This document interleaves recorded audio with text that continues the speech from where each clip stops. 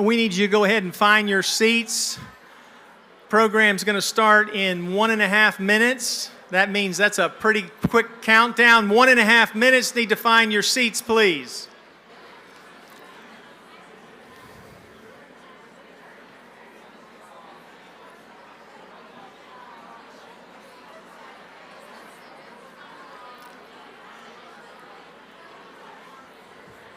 Can I have your attention, please? Can I have your attention, please? Or I'm going to call Javante. Where's Javante? Javante. I need you to find your seats, please, so we can go ahead and get started. Please be seated.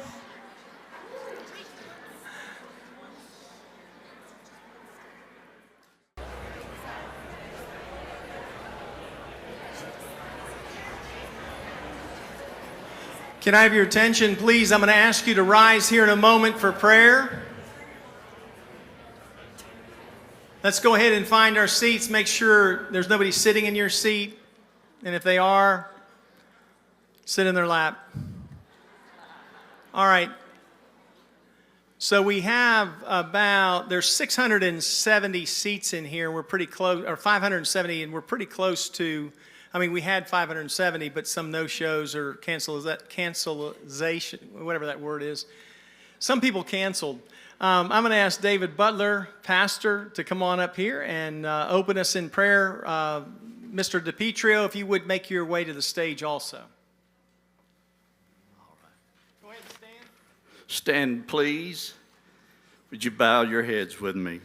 Most gracious Heavenly Father, we come before you with grateful hearts, giving thanks for the blessings of this community, this great state, and our beloved nation. We thank you, Lord, for the freedoms we enjoy and for the opportunities that you have given us to serve, to lead, and to make a difference for good. We thank you, Father, for the great spiritual revival that is sweeping across our nation. We recognize your hand at work in stirring hearts towards truth, righteousness, and renewed faith. May this awakening continue to grow, bringing light, healing, and unity to every corner of America. And Lord, we particularly want to thank you for raising up a bold voice in this generation, namely Charlie Kirk. May his ministry, testimony, and legacy continue to flame across campuses and churches around America and the world. Father, we lift up our nation's government in this challenging time. We pray that the days of shutdown and division would soon come to an end, that reason, humility, peace, and unity will prevail. We recognize, Heavenly Father, that this is a spiritual war that has been raging throughout the ages. May God arise and let his enemies be scattered.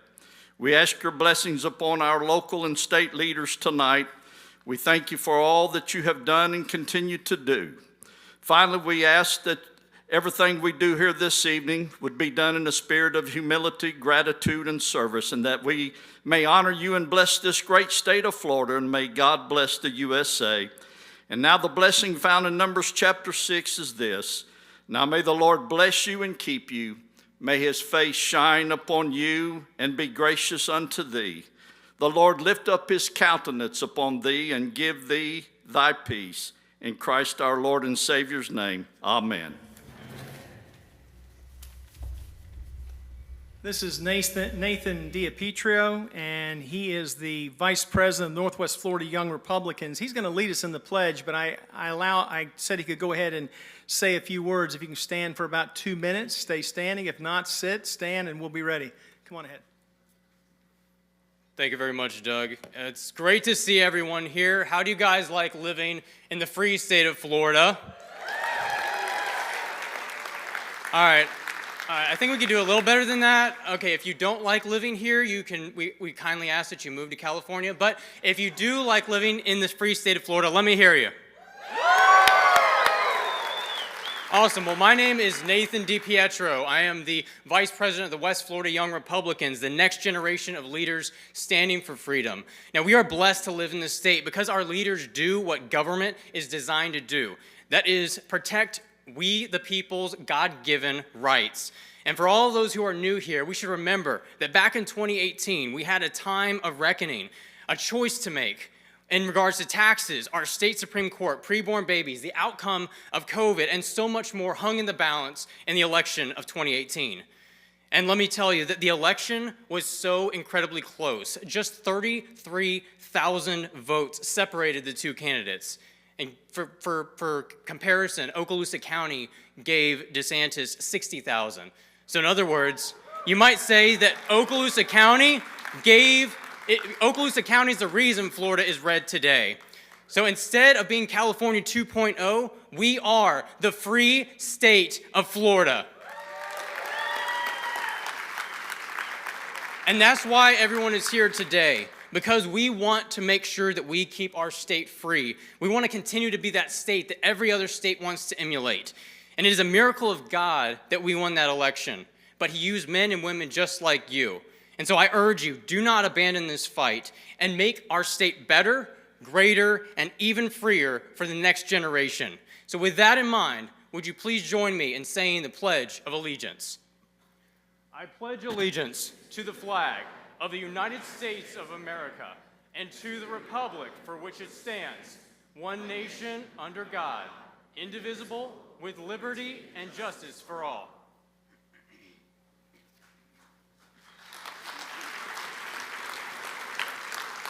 If you missed that, I went to shake his hand. He went the other way. I felt like Joe Biden for a second.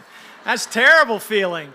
Now we have the Rocky Bayou Christian School Chamber Choir. And I do want to recognize Bill Lewis, who graciously donated the money for their tables. All of the youth, pretty much the youth tables were by him. Thank you so much. Right here. And I'm going to go ahead and turn it over to them. They're going to sing the national anthem.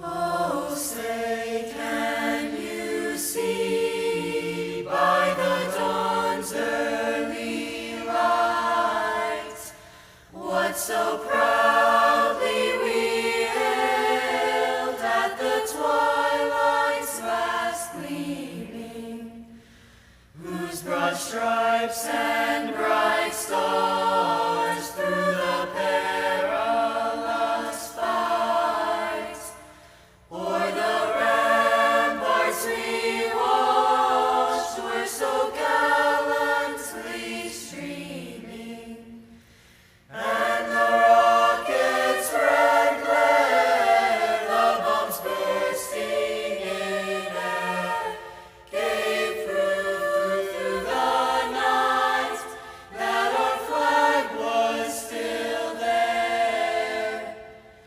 Oh, say, does that star-spangled banner yet wave o'er the land of the free and the home of the brave?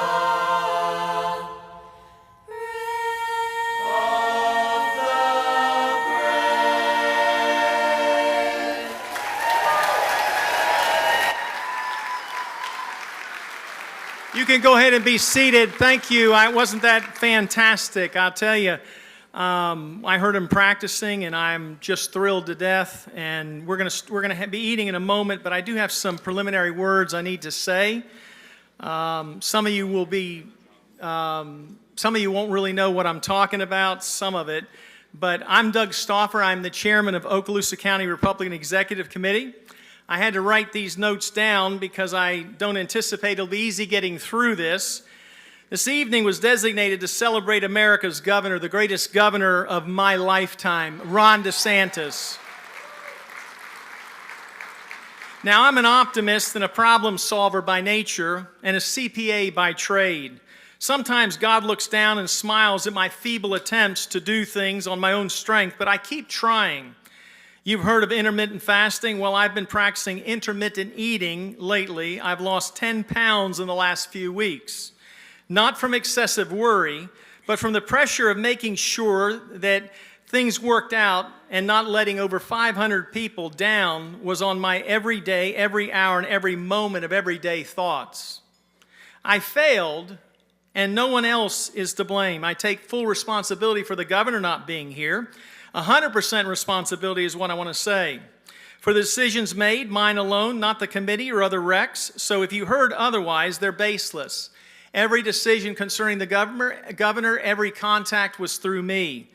But let me tell you briefly what happened. I stayed in touch with the governor's office throughout the process. One day, after sending another email, I received a quick reply. Here it is, and it's longer, but just the gist. Unfortunately, after a final review of his schedule, we're very sorry to share that he won't be able to make it this year. My heart sank. I thought, oh no, what did I do wrong? I had one job to bring the governor. And now he couldn't come because of something I must have done. I ran through every possible scenario dozens and dozens of times, hoping that it was a staff decision. Our effort and enthusiasm might earn reconsideration. After all, how can you have a governor's dinner without the governor? I mean, sure, we have the Lincoln and Reagan dinner, but that's quite a bit different than the governor's dinner. I kept hoping and working harder, sometimes 12 to 14 hours a day, thinking maybe the outcome could change.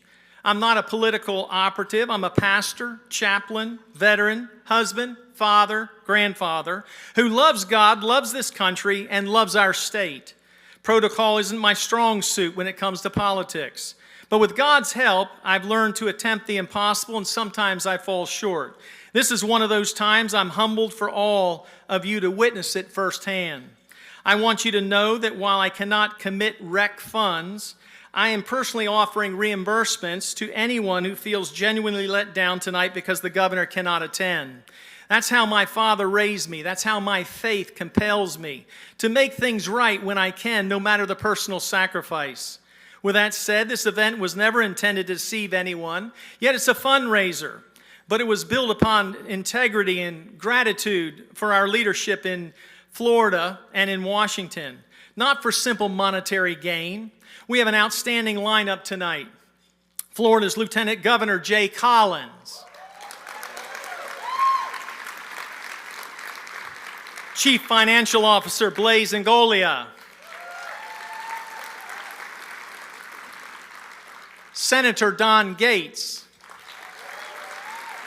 and State Representative Patt Maney.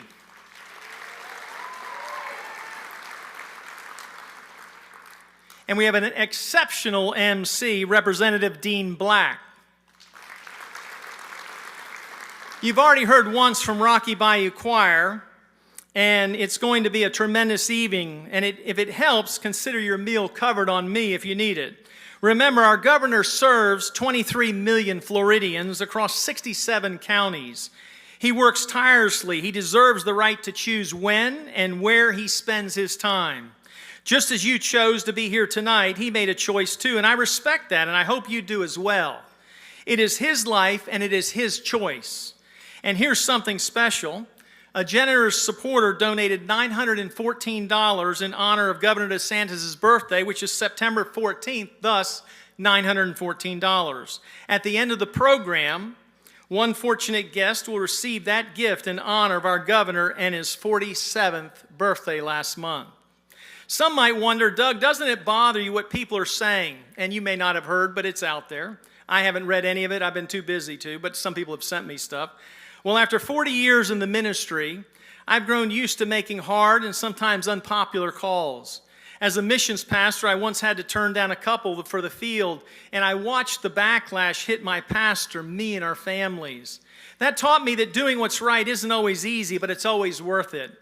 And please, hear me clearly. This was never about deceiving anyone about the governor's attendance. If you feel misled, you have my word, your satisfaction is guaranteed or your money back. I don't make that promise lightly, but I make it sincerely. With all that said, I ask you to join me in celebrating our governor tonight, even in his absence.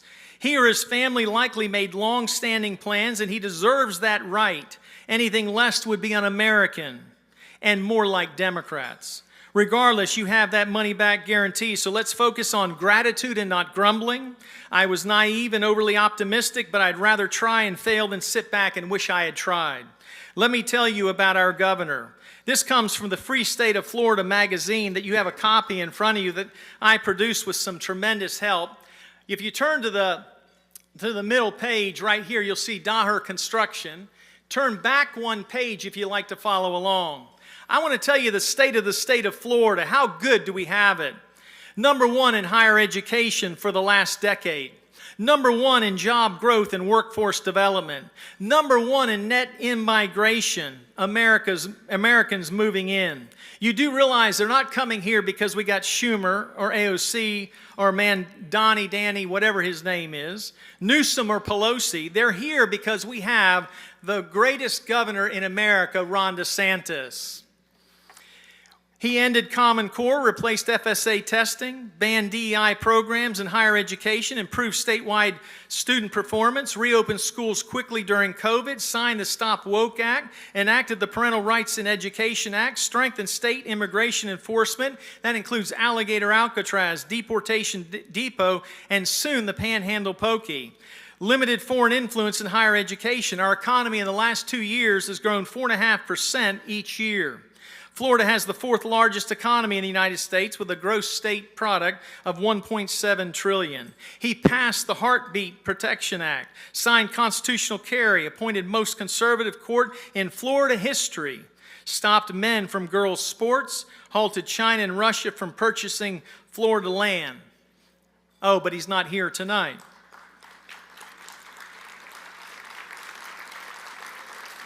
Let me close with one final note. The governor has invited everyone here tonight to the governor's mansion for a special event later this month. Details will come toward the end of the evening, but basically we have to have your email addresses. We will take those. It's next Saturday, and you have to sign up. It's got to be done by the 22nd. We will tell you how to do it. We need your email address. They are going to send the personal invitations directly to you. So I want to say this in closing. Thank you for being here, for your patience with me, and for standing with the leadership that made the free state of Florida and fashioned it into a model for America. God bless you all. God bless America. God bless the state of Florida.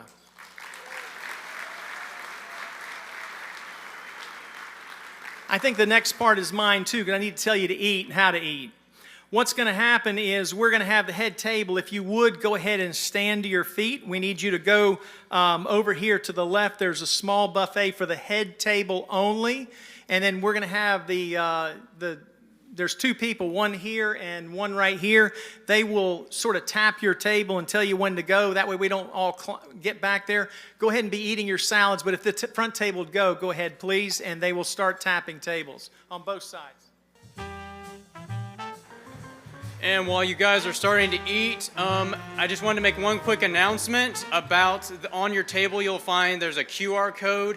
And if you don't see a QR code, you can also go to the back. There's a silent auction going on. That is going to end at 8:20, so be sure to go and take a look at that.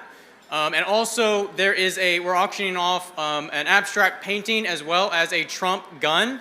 So if anybody is interested in trying to bid on the Trump gun, be sure to go take a look at that. All right, can I have your attention, please? In a moment or two, we're going to have two songs from the choir. They will sing another one later at the very end, but we're going to go ahead and try to give them your attention. But I have something before that. I do want to mention the live auction. We'll have a painting and a gun for auction. It'll be a Trump gun. And the silent auction right now will last till 8:20. You can use your cell phone with a QR code to bid on it. And we do appreciate all those that donated. We appreciate our sponsors. They're not up there anymore because I am, sorry. So these, and I will introduce Dean Black after it'll be about 7:45 when I do that. Right now, where is Charlotte Flint? Charlotte Flint, where is she? I need you to stand up, jump up, wave, okay, come on up here. So Charlotte's going to come up, and we're going to sing one song, and then we're going to sing her happy birthday, and I'm going to have a good backup. What a tremendous backup I'll have for happy birthday. They're going to sing one song, Charlotte's going to come up, and we're going to wish her a happy birthday. So I do want you to join with the choir singing happy birthday to Charlotte. She's got a cupcake here and a birthday card from Donald Trump. Really? You want to sing yourself or no? No. No, he's down here at 8 o'clock. 8 o'clock. He's on schedule. You good? Let's sing Happy Birthday. You ready? Happy birthday to you. Happy birthday to you. Happy birthday, dear Charlotte. Happy birthday to you. Happy birthday! Except that I want to thank all of y'all for making this another special time. And she turned 80 years young. When you get that age, it's okay to say it. So there you go. Let's give her another hand. And it's also okay to say anything else I want to say, too. All right, they're going to go ahead and perform 2 more songs for you, and but I'll introduce Dean Black at 7:45. So let's go ahead.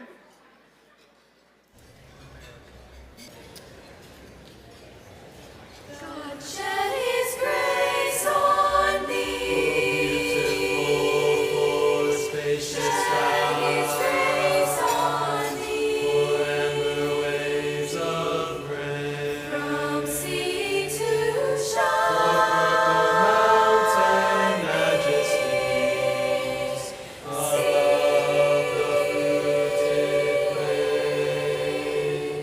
Our God. Beautiful for patriotry. His grace on thee. That sees beyond the years. From sea to shore. Thine alabaster cities gleam. Unveiled by human tears.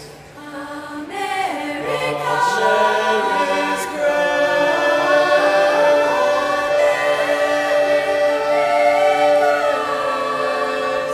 God shed His grace on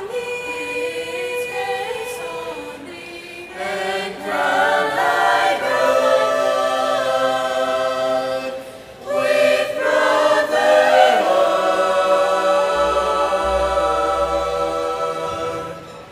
From sea to shining sea, from sea to shining sea, sure skies.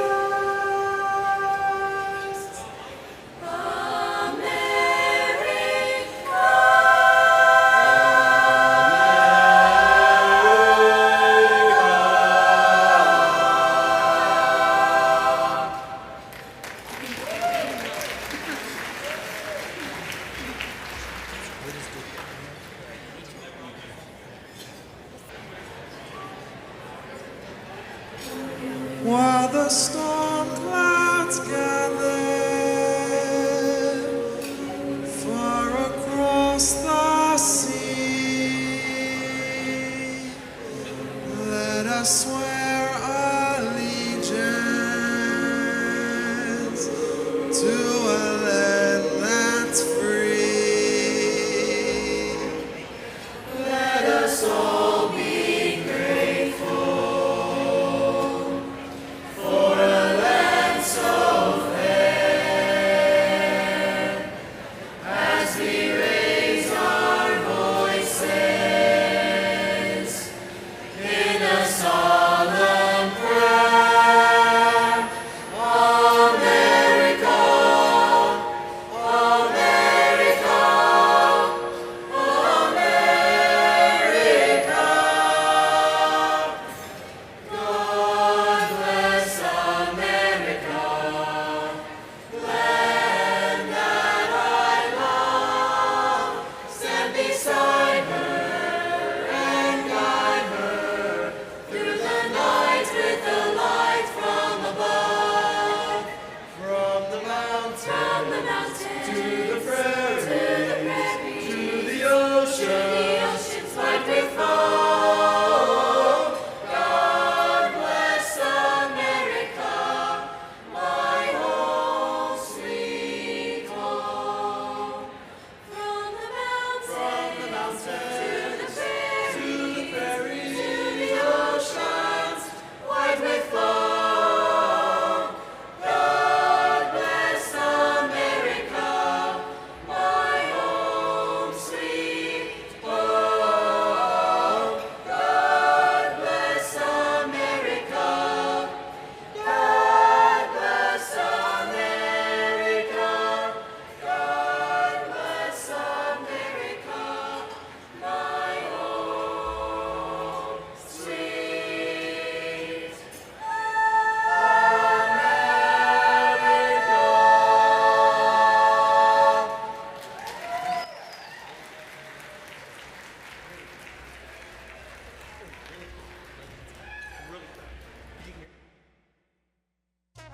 All right, it is 7:45 and we are on time. I'm going to go ahead and ask our MC to approach the podium. Let me go ahead and get your attention, please, so I can introduce him respectfully while you're listening.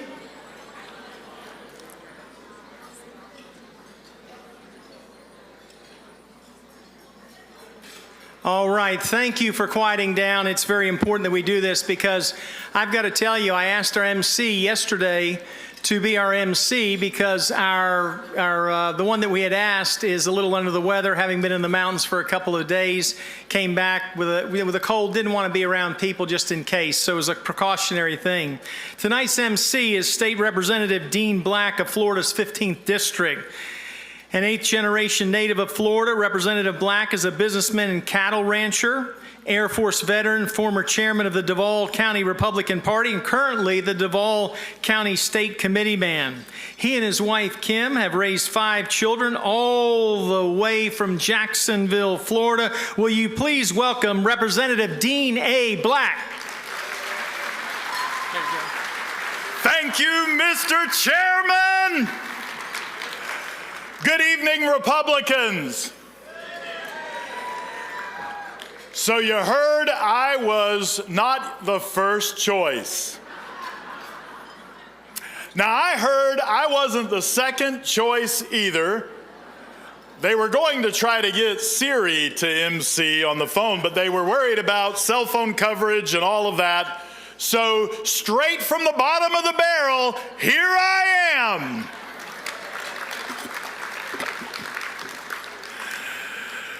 Republicans, we have so many people in this room, it's impossible to recognize everyone. It just cannot possibly happen. But I would like to start by recognizing our veterans. I'm an Air Force veteran myself. Do we have anybody from the Air Force here? Please stand to be recognized. And remain standing. Marine Corps, join them. How about the Army? If you're an Army veteran, please stand. How about the Navy? Please stand. Coast Guard, stand up, Coast Guard. Space Force, stand to be recognized. We are blessed to be in the greatest nation in the history of planet Earth, and we have our liberties secured thanks to all of your sacrifices. God bless you all. Give our veterans a hand.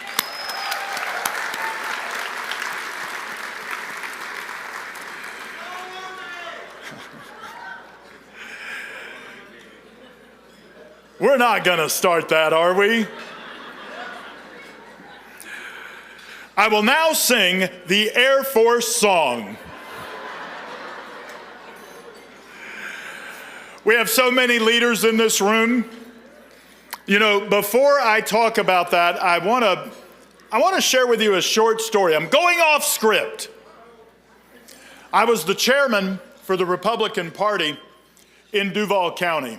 We had a big event, just like this one scheduled. Everyone was excited. Everyone was going to be there. Everyone made plans. People spent so much money. And then a hurricane came. They predicted 9 feet of water where we were supposed to have dinner. Now, you know how predictions are. You really don't know actually what's going to happen, and at some point you've got to make a decision. We canceled the event. I then had to go to the hospital unexpectedly. And I want to talk to you about Republican leadership. If you are in this room right now, you are a Republican leader. North Florida has been instrumental in what we have wrought in Florida. From Duval County in the east to Escambia County in the west, North Florida has always been key. I had to make calls from my hospital bed when that event was canceled. An election was coming up. It was a big darn deal. And I knew just how important our votes would be. And all I knew to do was beg. And I simply called and said, look, the event had to be canceled. It isn't going to be rescheduled. You're not even going to get a dinner. You're not going to see anybody. You're not going to get dressed up. But we still have to have your support because the freedom of our nation may be at stake.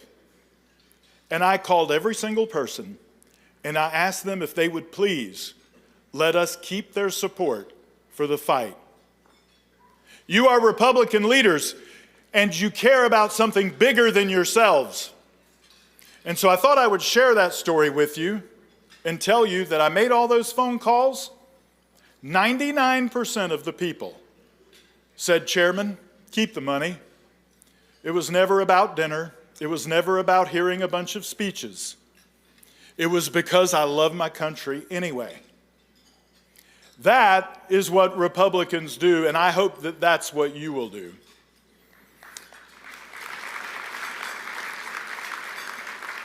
And by the way, your chairman did not even know about that. I just wanted to share that with you. And I wanted to take a moment, though, to recognize all the Republican leaders that we have in this room. Now, look, I can't recognize everyone. Look, pretty much the whole government of Florida is here. From mayors and commissioners and members of the cabinet and state legislators. But I did want to take a moment and recognize my colleague, Representative Michelle Salzman, who's walking across the room right now. Wave to everybody. Representative Salzman, thank you for being here. And let me ask our other Republican elected officials to please stand. If you are an elected Republican official, please stand at this moment. Also, remain standing, please. If you are a Republican Party precinct committee man or woman, will you please stand? If you are a Republican Executive Committee chairman or officer, will you please stand? And finally, Republican clubs and federated presidents, will you also please stand? Give yourselves a round of applause. Look at what you've got in this room. God bless you. Thank you for all that you do. You know, I said everyone leads in this room. And that's true, actually, of Republicans throughout the state of Florida. We live in the free state of Florida, and our great sacred mission is to make America Florida. But before we could do that, we had to make Florida North Florida. Because here, we haven't forgotten right from wrong. And we know what good conservative values are and mean, and we know how to work hard, and we know how to win. The Republican Party along the way has become an example for the entire nation to follow. Truly, it is all eyes on Florida. The party in Florida is the example that all other states aspire to.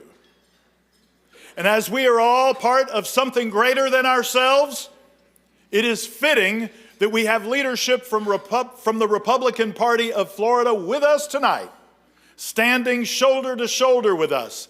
Let me recognize the Deputy Treasurer, Clint Patt, from the Republican Party of Florida. Where are you, Clint?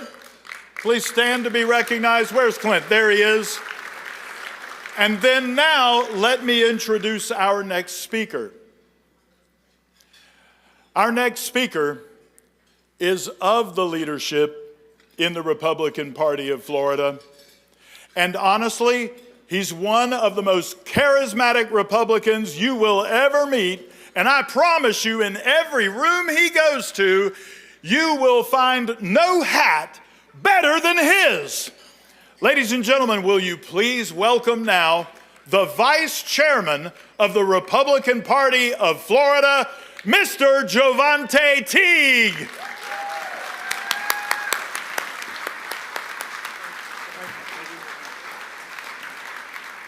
Good evening, ladies and gentlemen. My gosh, I've been on the road and I've been flying back and forth, and damn, it feels good to be back in Florida. Let me tell you guys, you do not realize how blessed we are until we get out and about and you go to visit in some of these other states. Here recently I spent some time in California. Why in the hell they sent me there, I have no idea. But the mission and the goal was basically to try to bridge the gap and let them know that they're not in this fight alone. Florida's so far ahead, and the reason that is because we have such awesome leaders like our lieutenant governor.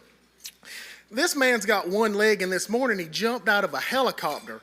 I'm 30 years old. I slept wrong on a pillow and told Evan I couldn't come to work for 2 days last week. Then you look at our wonderful CFO and you see him going all the way across the state, slashing, auditing these counties and such like that, getting rid of wasteful spending. At Blaise's swearing in ceremony, swore in, went down the road for his reception. Everybody was mixing and mingling. Blaise was going around shaking hands and such like that. Came up to me, hey man, we're fizzing to get ready to go. And I was like, well, Blaise, the ceremony, your reception just started. He said, work's got to be done, bro. Enjoy yourself, but I'm going to work. That evening, Blaise went ahead and started working, and I'll never forget that. That man's a phenomenal CFO, and I can't wait to see what you're going to do in the next 4 years, Blaise. Congratulations, bud. It's a privilege and it's an honor to serve as your vice chairman. It's a job that I don't take lightly.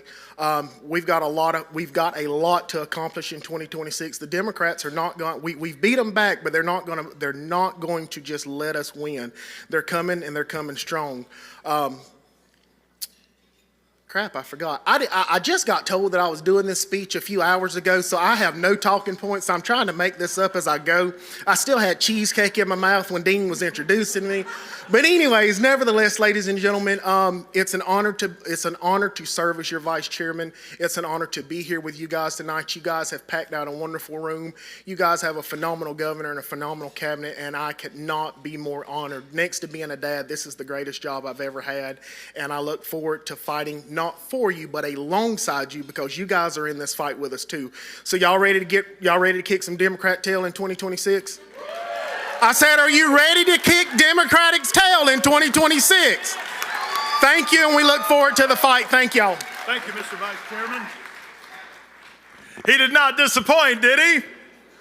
Hey, y'all, we have got an incredible evening planned for you. You better put on your seatbelt. Oh, no, you don't have one. Prepare to take off like a Republican rocket then.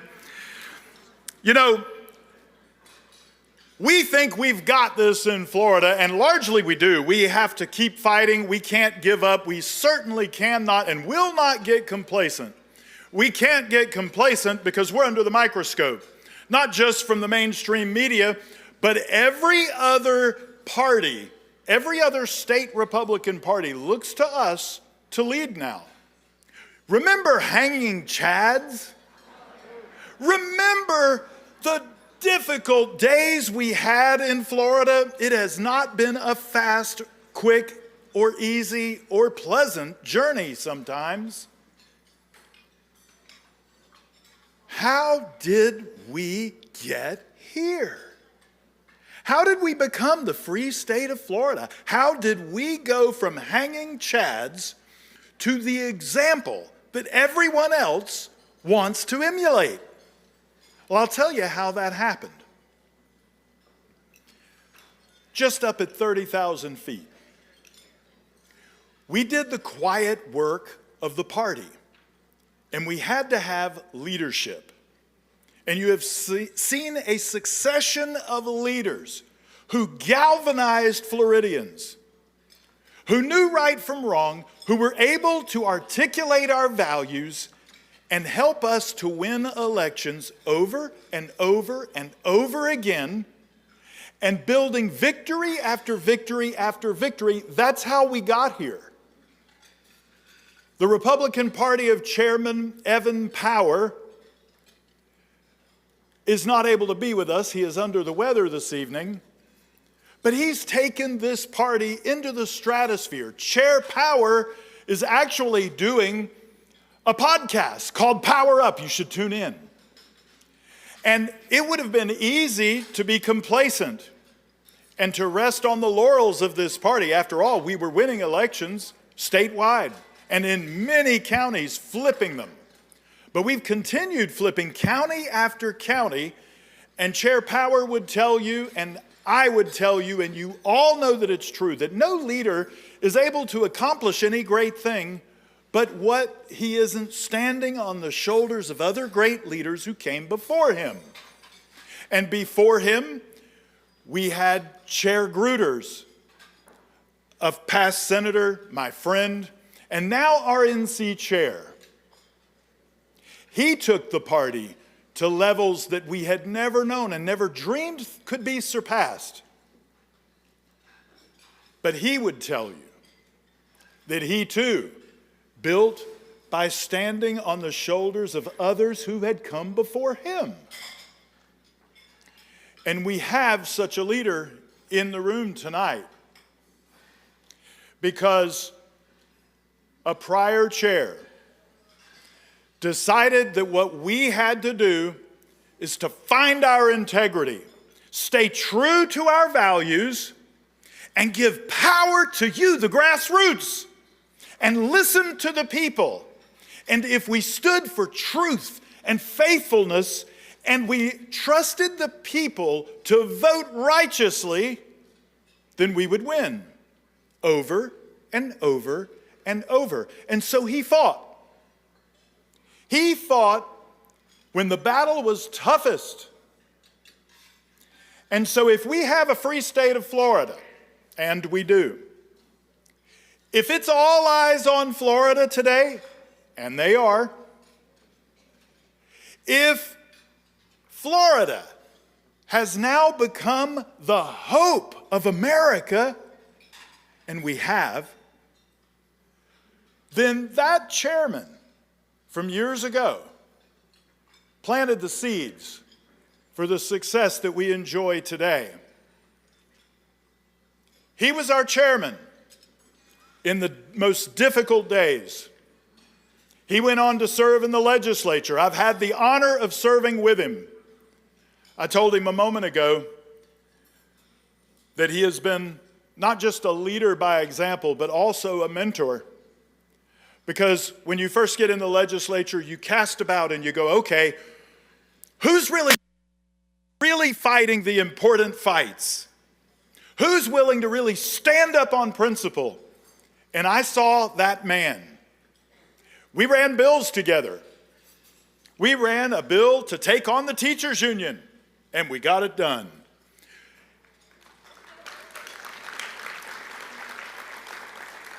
He had been fighting government gone wild, though, for years before that.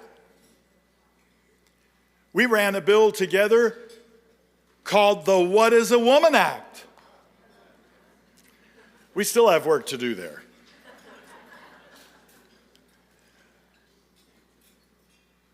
I now have the esteemed pleasure to introduce to you one of the key Republican leaders of our time, not just in Florida, but because what Florida has wrought under a succession of leaders, beginning with his Republicans. I give you former senator and now chief financial officer, my dear friend, Blaise Ingoglia.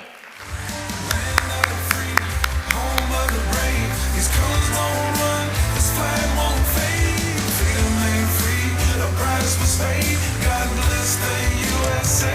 I'm American made. Home of the brave.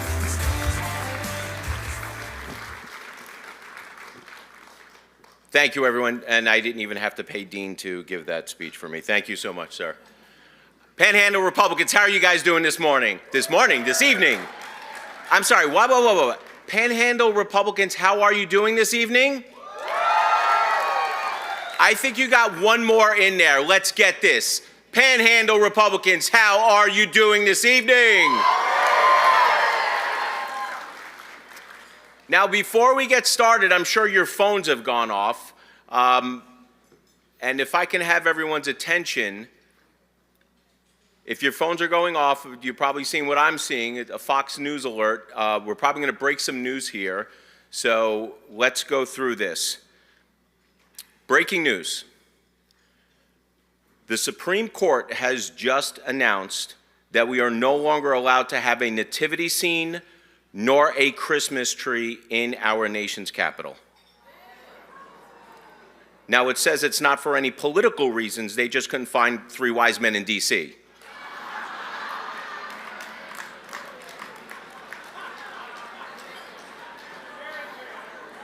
Now, a search for a virgin continues, but it also says that we found more than enough asses to fill that stable. My name is Blaise Ingoglia, and I am unapologetically conservative, and it is an honor to be your CFO of the great state of Florida. Just so everyone knows, I speak 4 languages: English, profanity, sarcasm, and real stuff. I'm politically incorrect. I say Merry Christmas and God bless America. I own guns. I eat meat, and I really love bacon. I stand when I hear the national anthem, and I thank our troops and our first responders every chance I get. And if that offends you, well, I don't care. Growing up, my mama said I could be anything I wanted, so I decided I wanted to be a problem for Democrats and some Republicans. I am not afraid to stand up to the establishment nor the status quo. And for the record, I am a very big fan of DEI. And by that, I mean deport every illegal. You know, I'm way past the point of deporting illegals. I actually want to deport Gavin Newsom and AOC also. How about you guys? Now, this speech is not going to be a speech about how great Florida is compared to California, because we are here. We already know that. This speech is how we defeat the leftist agenda and the Democrats at the same time. Now, as Dean Blackhead said, I was chairman of the Republican Party for 4 years. Some of my greatest accomplishments and some of my favorite times in politics were helping get Donald Trump elected in 2016 and getting Ron DeSantis elected in 2018. Now, back then, my job was to win elections, but I realized then, as I do now, we need the heart and soul Republican grassroots of our party to get it done. Now, we have big elections coming up in 2026. Our president is going to need our help delivering majorities in the Senate and the House so he can complete his agenda. 2026 is just as important as the past election was when we elected Donald Trump elected. So we need to think ahead to 2026. So to get everyone in this room ready to protect this party, protect this state, and to continue to win elections, for tonight's speech, I have prepared my top 10 rules for getting Republicans elected in 2026. So if you care deeply about the future of this station, this nation, and this state, I think you will find these rules to be a little insightful, a little useful, and hopefully a little motivating. Do you guys remember the David Letterman show when he used to have the top 10 countdown? He used to go backwards from 10 all the way down to 1. You guys remember that? I said, you guys remember that? Are you ready to hear these top 10 rules? Rule number 10, stand up for our veterans and our first responders every chance you get. Real heroes don't have their name on the back of a jersey. We know that. They have an American flag on their uniform or a badge over their heart. Respect those who protected us. And I am so happy with Donald Trump back in the White House that the days of disrespecting our flag are over. And no veteran should ever go without food, housing, health care, work, or most importantly, our deep and profound respect. Go out of your way to thank them for our protection and our freedom. Trust me, everyone will notice. Rule number 9, stop with the politically correct BS. Be real with people. People can tell the difference between consultant-ridden talking points and when someone is authentic. That's why we are drawn to people like Donald Trump. That's why we are drawn to people like Ron DeSantis. Heck, that is why we're even drawn to people like John Fetterman. Do you remember just how bad political correctness and cancel culture was just a few years ago? You couldn't say newcomers anymore. You had to say what? You had to say, well, you couldn't say illegal immigrants anymore. You had to say newcomers, right? You couldn't say global warming anymore. You had to say climate change. You couldn't say fat anymore. You had to say high-calorie humans. You couldn't even say mentally incompetent anymore. You had to say Democrats. What are you looking around for? There are no Democrats here. You actually have to pay money to be here tonight. Sound different, be real with people, give it to them straight. Rule number 8, go unapologetically on offense. Democrats have one foot in the grave here in the state of Florida. Our job is to put the final nail in the coffin of the party of pronouns, high taxes, porn in schools, and boys playing in girls' sports. And while I'm on the subject of men playing in women's sports, men are men, women are women, and leftist Democrats are freaking idiots.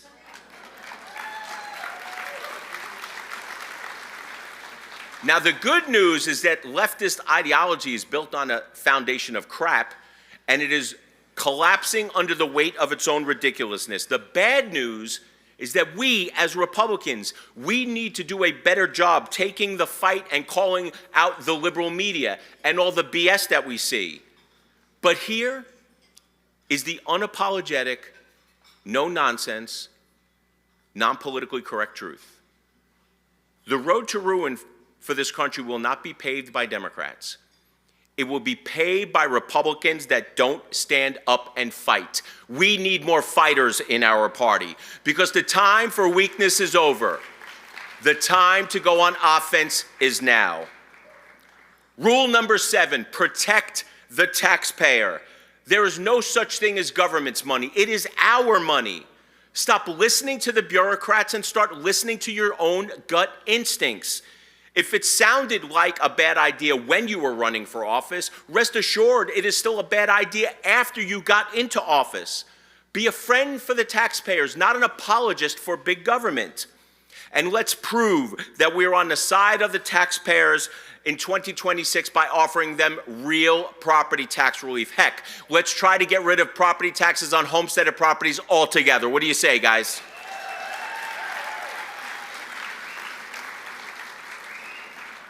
Rule number 6, never ever apologize for saying God bless America. Don't be afraid to wear your faith on your sleeve and encourage others to do so as well. We are one nation under God. We were founded as a Christian nation. We need to reclaim that. We need to advocate for prayer in schools again. We need to stand up for the state of Israel, and we need to reject anti-Semitism.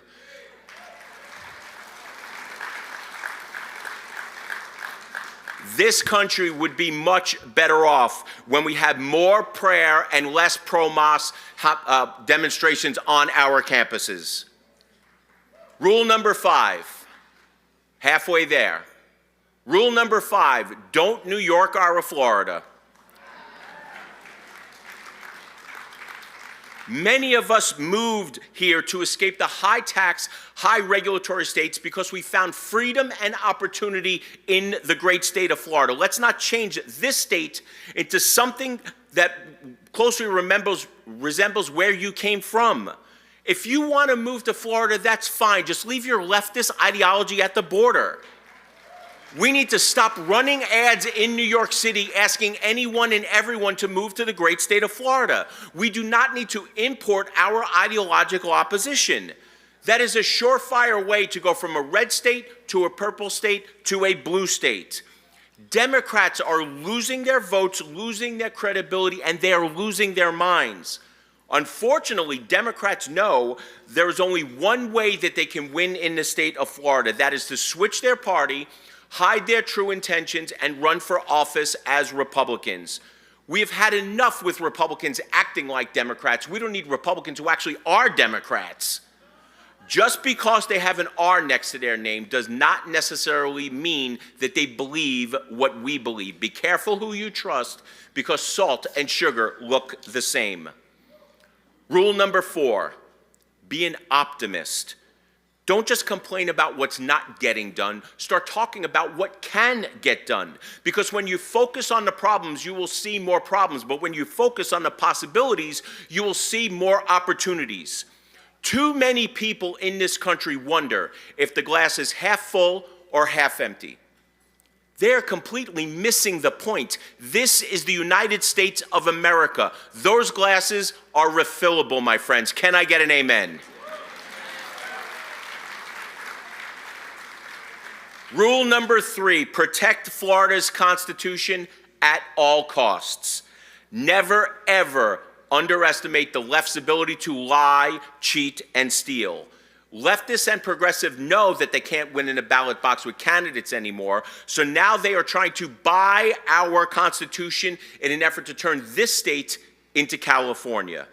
Massive voter fraud, hundreds of millions of dollars spent, vague language, enticing titles, foreign money.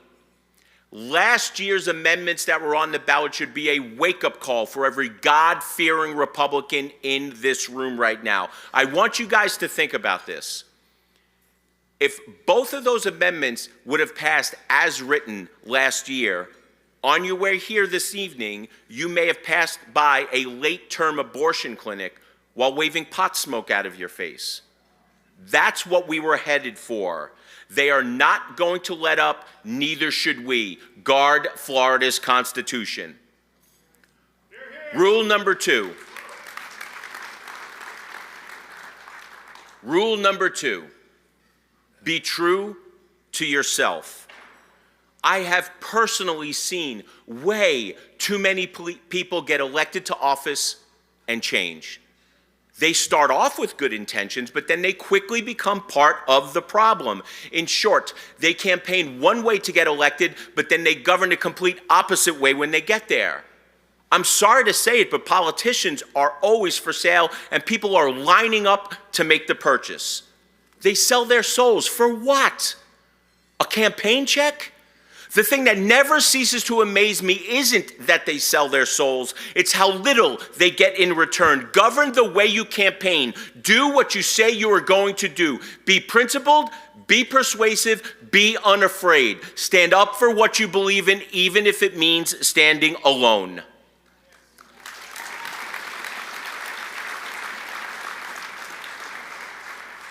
The final rule, rule number 1, never ever be number 2. In order to succeed, you must work your butt off. Second place isn't good enough. Remember, the world is changed by your example, not your opinion. You are not defeating our ideological opponents sitting on the couch posting on social media. We all need to get off of our butts, off the couch, and start doing. They say when opportunity knocks, you knock. Opportunity doesn't knock. You knock. You have to be ready. Opportunity is up to us. We don't wait for somebody to give us those opportunities. Good things don't come to those who wait in politics. Good things come to those who are willing to go out, work hard, and earn it. Dream big, work hard, stay focused, and spread our message. So let us all here tonight, in closing, resolve to choose God over government, to choose excellence over equity, and to choose conservatism over cronyism. Average is the enemy. Never give up, never back down. Fight, fight, fight until you cannot fight anymore. Because Florida, she is worth fighting for. This state is unlike any other state in the nation. Let's keep her that way. I will stand here and I will thank you for everything that you have ever done getting good conservative Republicans elected. And I will stand here and I will thank you in advance for everything that you will do getting good conservative Republicans elected. May God bless you, may God bless your families, and may God bless the greatest republic this world has ever known, the United States of America. God bless you, Panhandle Republicans. park, brother. Out of the park.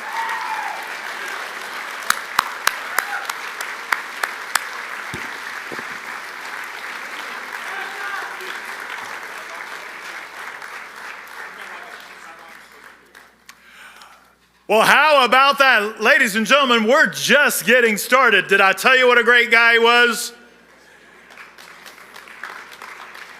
You know,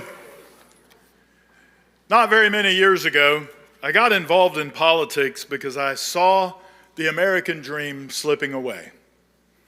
And I was afraid that my children and grandchildren would not have the same opportunities growing up that I had. How many of you felt that way too? Raise your hand. And now, America stands at a turning point. We have fought long and hard, and we have fought for that American dream, and that dream is back in sight. And we are going to finish the fight, fight, fight.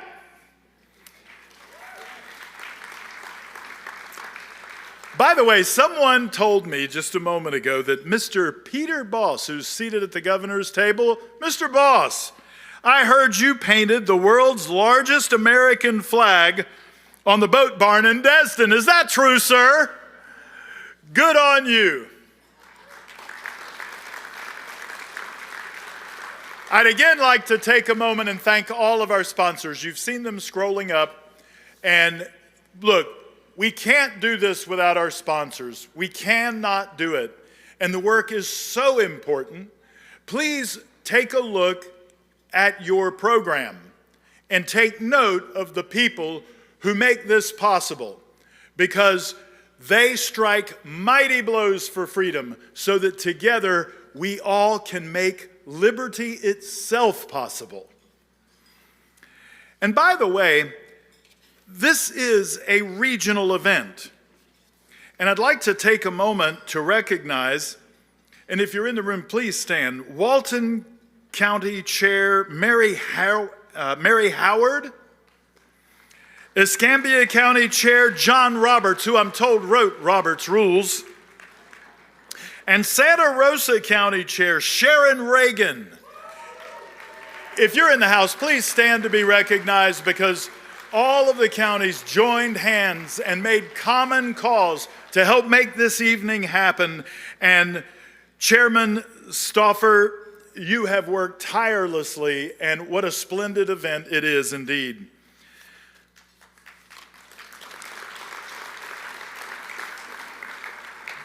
Don't forget your silent auction. The silent auction will end at approximately 8:20.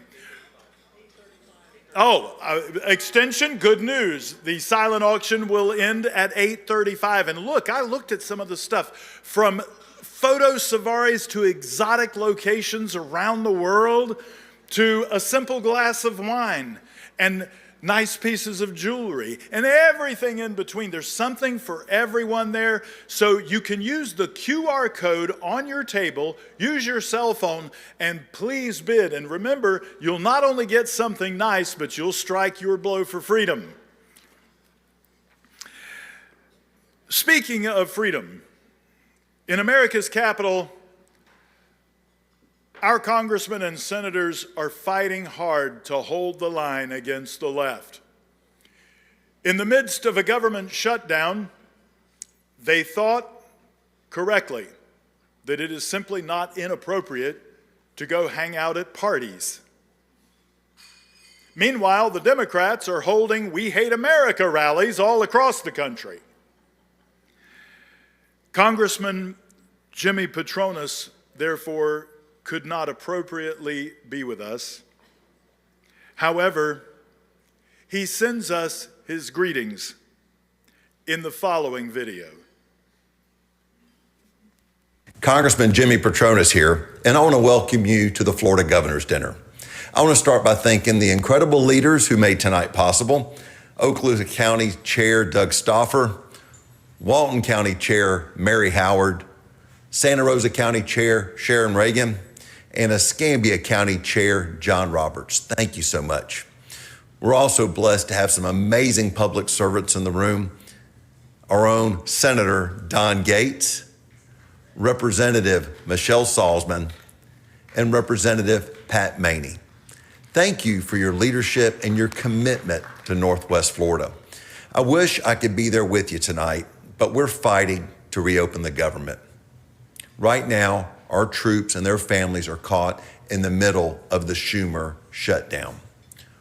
While they serve, Chuck Schumer and Democrats are playing politics, putting paychecks of our soldiers in jeopardy to appease their left-wing base. It's shameful. They're trying to blame the president for funding our military during the shutdown. These people are simply evil. It's amazing how President Trump can create peace in the Middle East, but we can't get Democrats to do the right thing and reopen this government. You think of all the grifters like Hillary Clinton and the phony Clinton Foundation that didn't do anything but line their own pockets. Meanwhile, we've got a president that actually cares about peace and cares about our troops. That's why during this shutdown, I have joined others in refusing to take a paycheck until we get this government up and running. I don't think it's right to get paid when we've got families struggling through no fault of their own. Here in Northwest Florida, we're proud to be home to thousands of military families who have already given much more than this country has ever asked. My priority is simple. Get the government open, make sure our service members and their families and hardworking Americans get paid on time, every time.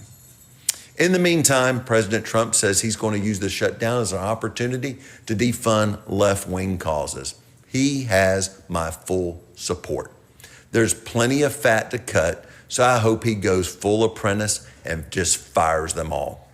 I want to thank all the participants and volunteers in the room working to defend our liberties and keep this a Christian nation. There's a saying, you may not care about politics, but politics cares about you. If it weren't for folks just like you, this country would be some anti-God socialist third world hellhole. We need to protect what God gave us, and I am thankful for our spiritual warriors in the room. I'll never stop fighting for our troops, our veterans, and the people of Northwest Florida. As always, my phone is always on. If you need me, call me, 850-583-1817, or even better, shoot me an email at jimmy@joinjimmy.com. God bless you. God bless the United States of America, and God bless Northwest Florida. Thank you. Congressman Jimmy Petronas.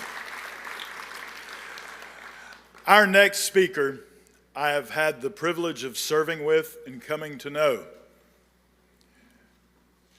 I have seldom met such a man. He served in the United States Army, where he became a brigadier general, served in combat, wounded in combat, came back home to his country, and surely he had paid whatever debt he owed America. He owed nothing further. If anything, America owed him. But he wasn't through giving. He wasn't through serving. He became a county judge. And whereas he had fought first on the battlefields for our nation, he then began to fight for justice. He served as a county judge, and then he heard still another call to service in the Florida House of Representatives. I've had the privilege of serving with him, although I can never figure out what I'm supposed to call him. But what I call him is one of the finest, most decent, and honorable human beings I have ever had the pleasure of meeting. Republicans, will you please help me bring the house down for General, His Honor, Representative Patt Maney.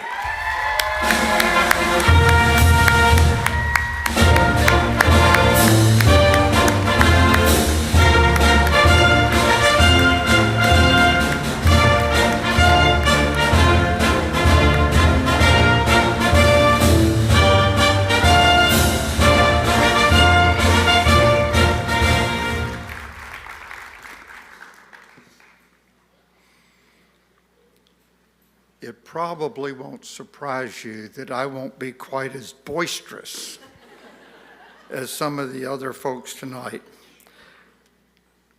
But that's not due to a lack of enthusiasm. As I started to get ready to come up here, my bride, Caroline, over here, said, "Remember Caesar." That's all she said. Remember Caesar. This is a Republican audience, so I know you're educated. And you know who Caesar was. Caesar was a general.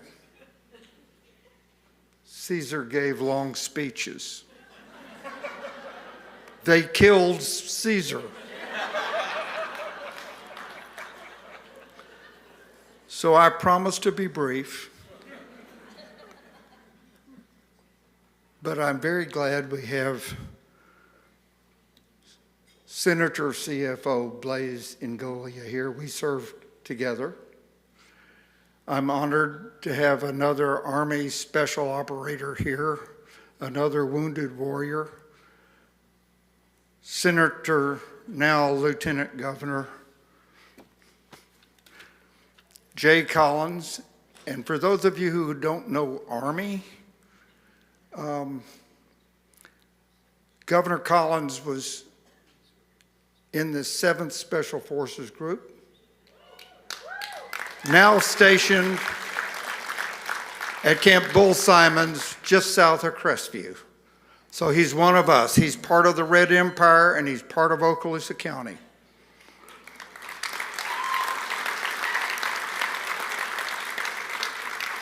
And of course, I join with Representative Black in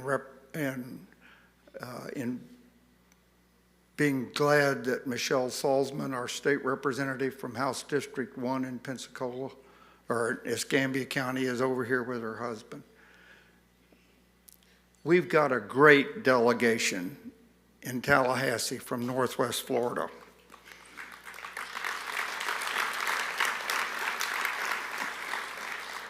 But as I drove in tonight,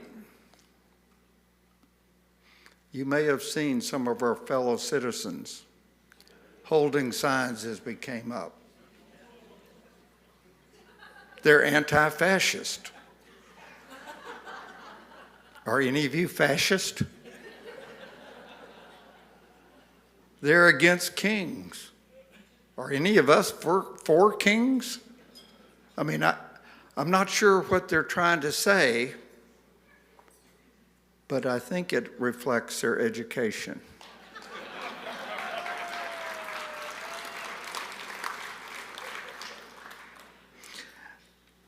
I promise to be short, but I wanted to mention two more things.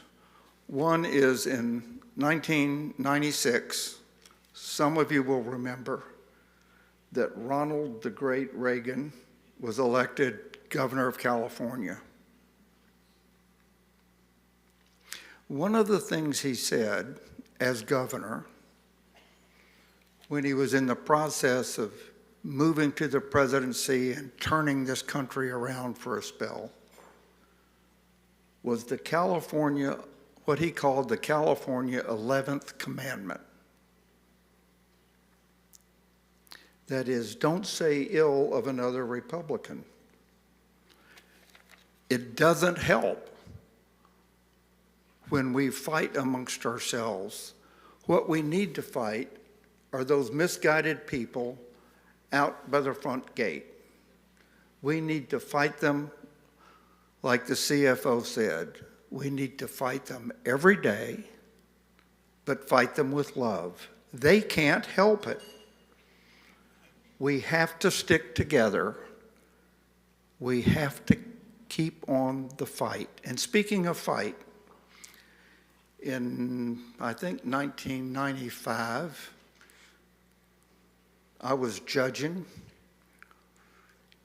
and we had a school board member here in Okaloosa County who falsified her educational qualifications. Turns out that's a crime. That case landed in front of me.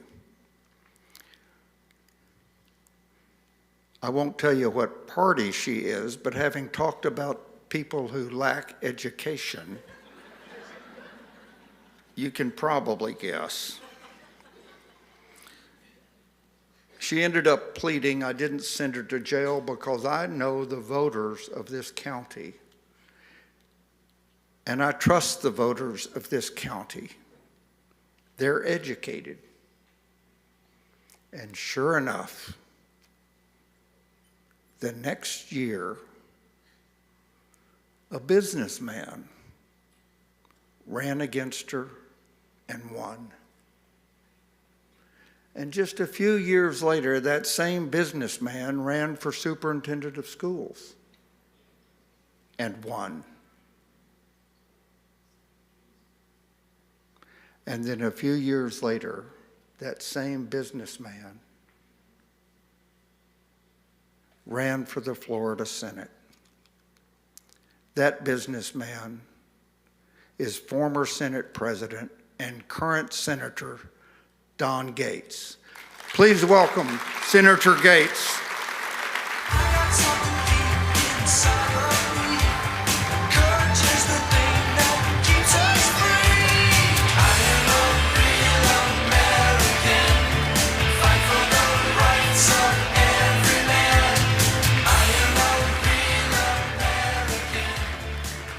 That's the nicest thing any judge has ever said about me. I want you to know, serving in Tallahassee, as I do and as others in this room do, that it is remarkable to see the chaos and confusion and then the bickering and the fighting and the loud voices that occur even in the House and in the Senate chambers and in committee rooms, until Pat Maney walks in. When he walks in to any room, there is such reverence and such respect and such admiration that everything stops and the heads turn to someone who is the model of a public servant, Judge Maney.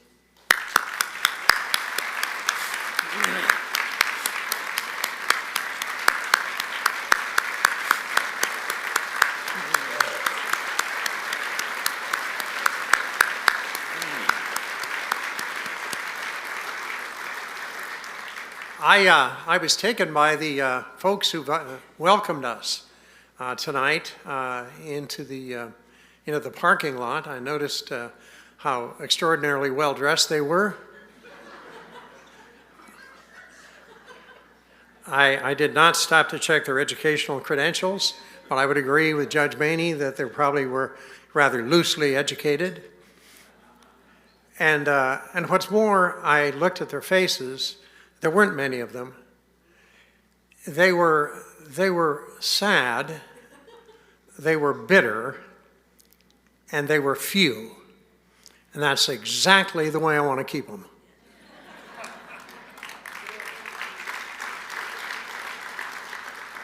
Anytime you get a group like this together in Northwest Florida, you discover very quickly, and we had it happen tonight when people were standing, how many people in this room served in uniform.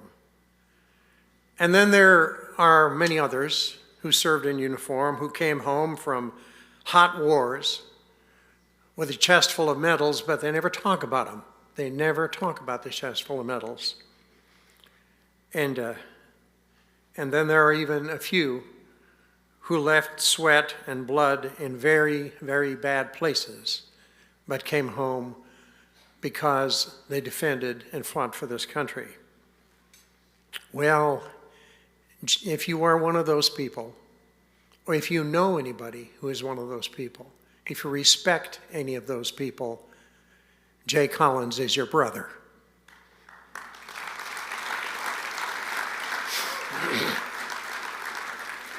He's a Green Beret. He fought in Afghanistan, Iraq, South America, some very hot places, doing some very hot things. He risked his life and lost his leg. But then, instead of going back to sort of a grateful nation and resting back on his many laurels and finding interesting and productive things to do, he requalified as a Green Beret with one leg. People don't do that. He fought his way back to active duty and put in 5 more years defending this country.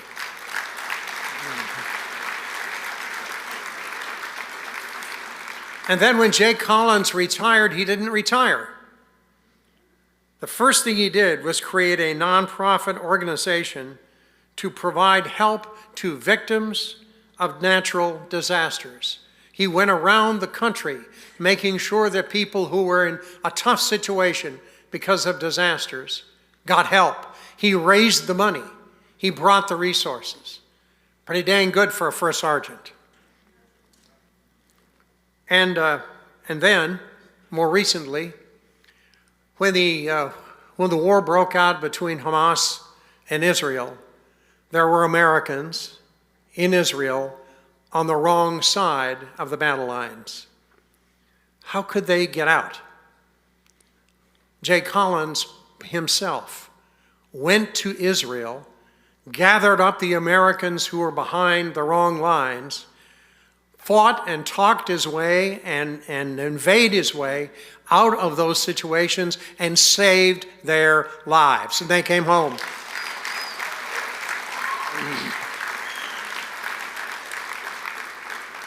And in the Florida Senate, where I've had the privilege of serving with Jay Collins, all he does, if you look at his legislative background, all he does is to build and save the free state of Florida.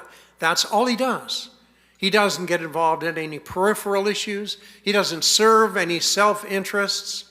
Instead, all he does, day after day, bill after bill, vote after vote, is lift up the free state of Florida. That's pretty good.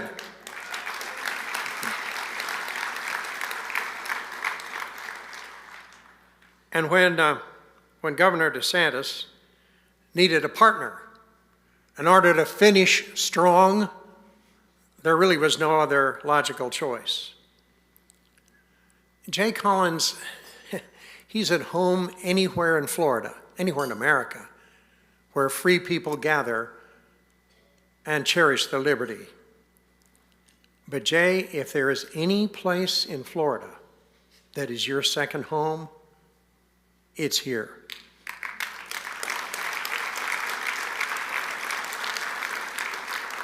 These people know who you are, they know what you've done, and you to them are the imagination of Florida and America. Thank you.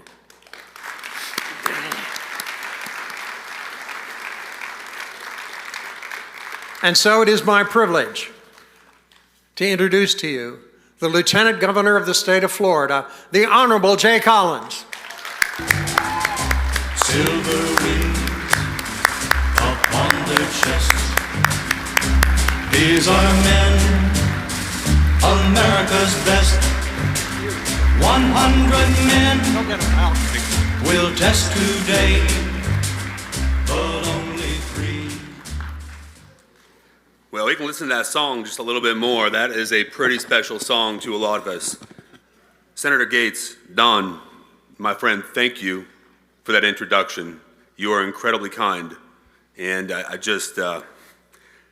hope I find whoever that guy is you were talking about, but thank you. Seriously. I love you, my friend. Guys, how many of you woke up grateful today to be a citizen of the greatest nation in the history of this planet? Yeah, let's give it up. Come on. Now, come on. I know it's late. We got to do that one more time. Come on. There you go.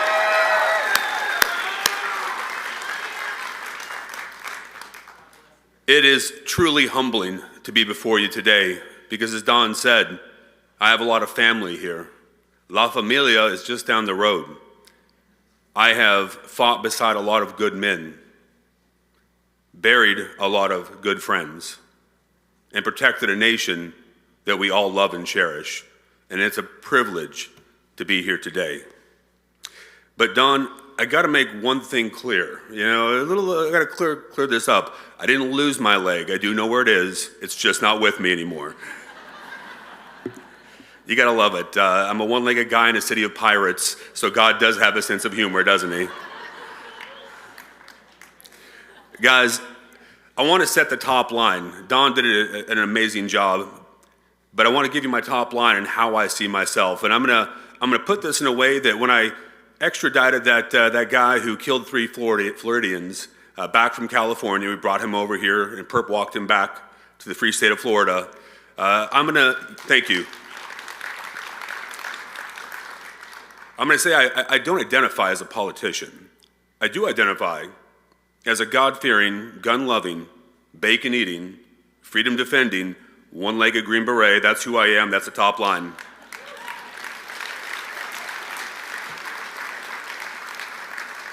So I want to give just a little bit of a background, if it's all right, and fill in, the gaps. Where I came from, what's important to me, what got me here. So obviously, it's not my haircut. Blaise and I suffer from the same barber, right? But it's okay. I still have a better beard game, Blaise. Love you like a brother. So I was actually raised in northeastern Montana. Northeastern Montana, newsflash, I wasn't born here in Florida. This is home. This is where, God willing, I'll grow old, but most importantly, my children are growing up. You see, I was born to a 16-year-old drug addict, someone who was just lost and couldn't find her way. And if you ever hear anybody tell you that 1 or 2 people can't make a difference, well, I'll tell you what, my grandparents made a difference to me because they adopted me and they gave me a home. They gave me an opportunity and they got me up to be who I am today.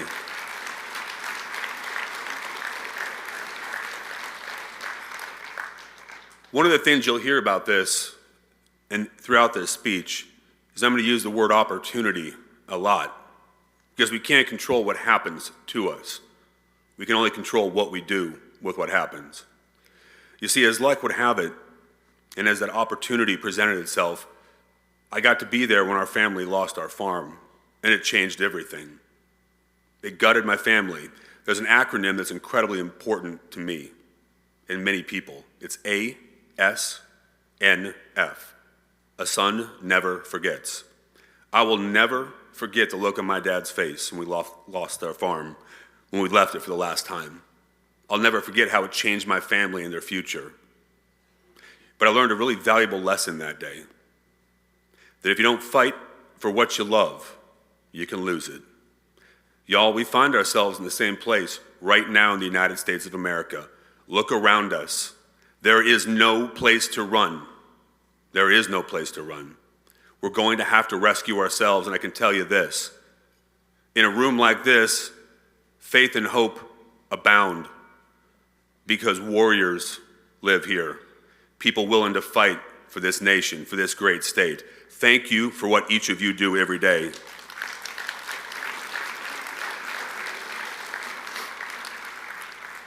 So at one point in my life, I thought I was going to go to the NFL and be a superstar and do all those incredible things. Then I realized I wasn't fast enough, tall enough, or good enough.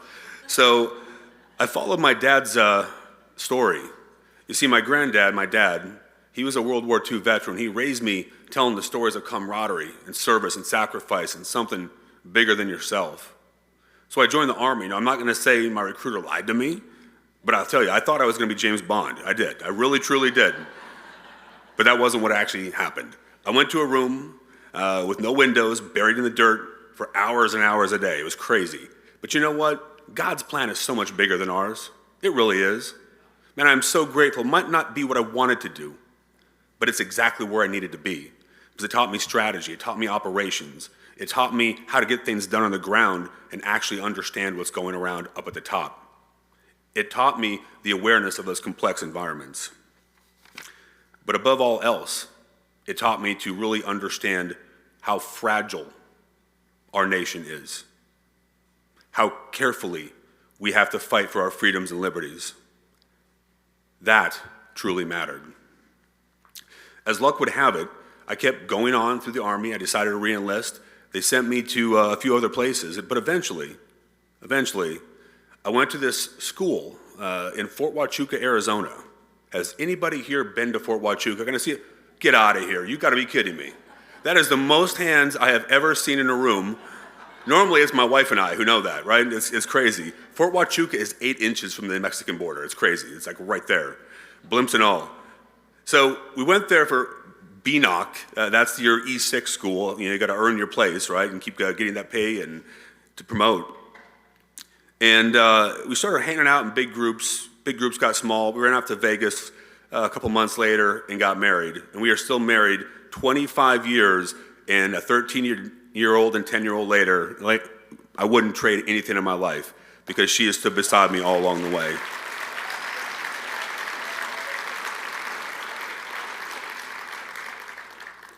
But you know, as luck would have it, I had the opportunity to eventually get stationed together. We were going to Fort Bragg, North Carolina.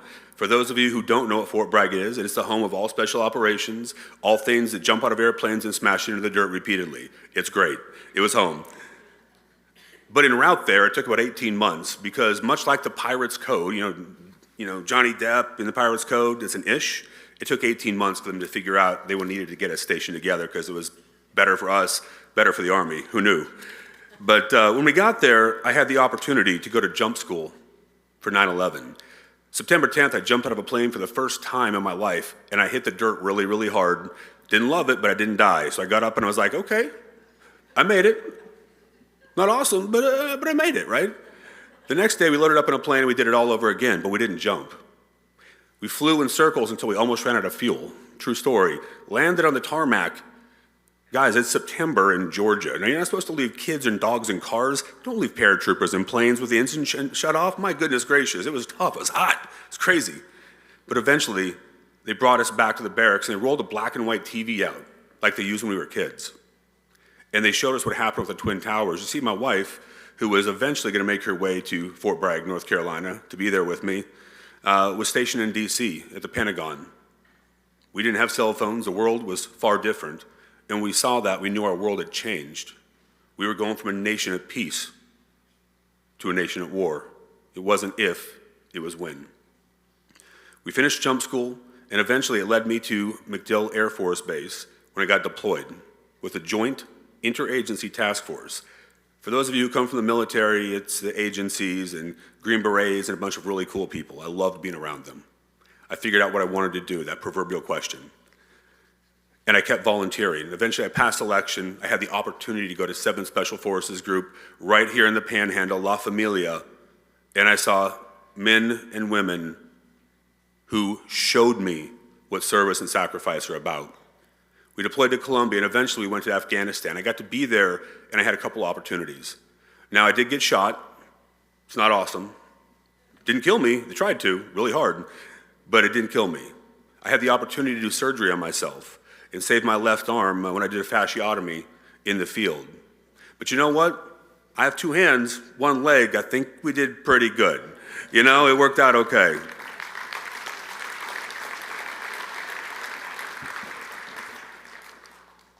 And then later, we were there when they tried to overrun Firebase Anaconda.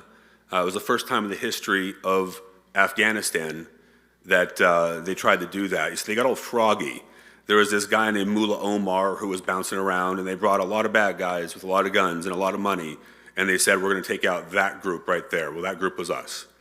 And we fought off people, think Alamo, Thermopylae. We shot people off our walls. We dropped bombs just outside, and eventually I got hit by a mortar. I fell about 20 feet. I ended up breaking some bones in my T-spine, blew out L2, L3, L4, L5, and S1. And do you know what you do when you're fighting for your life? You stand up and fight. That's where we find ourselves as a country today.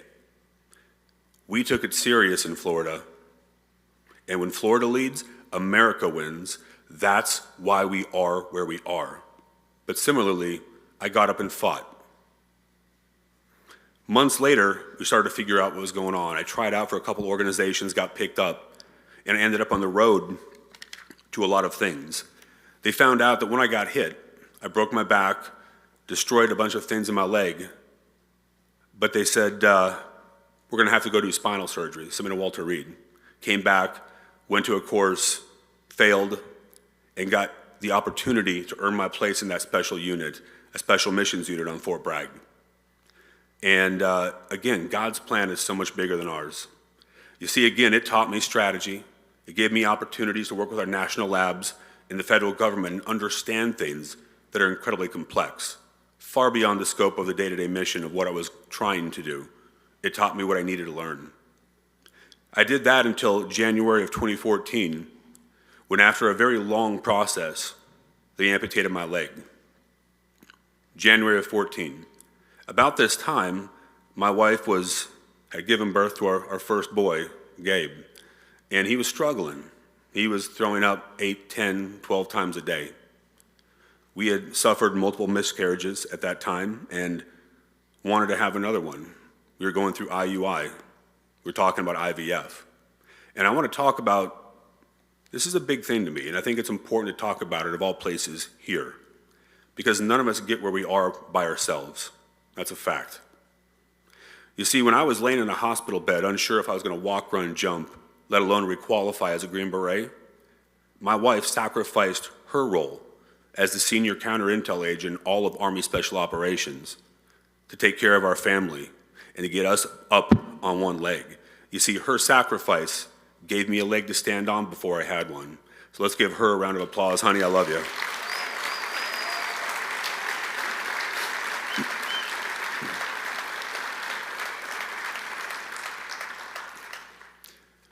So you knew I was going to requalify because, one, she would have kicked my butt if I failed after all of that, right?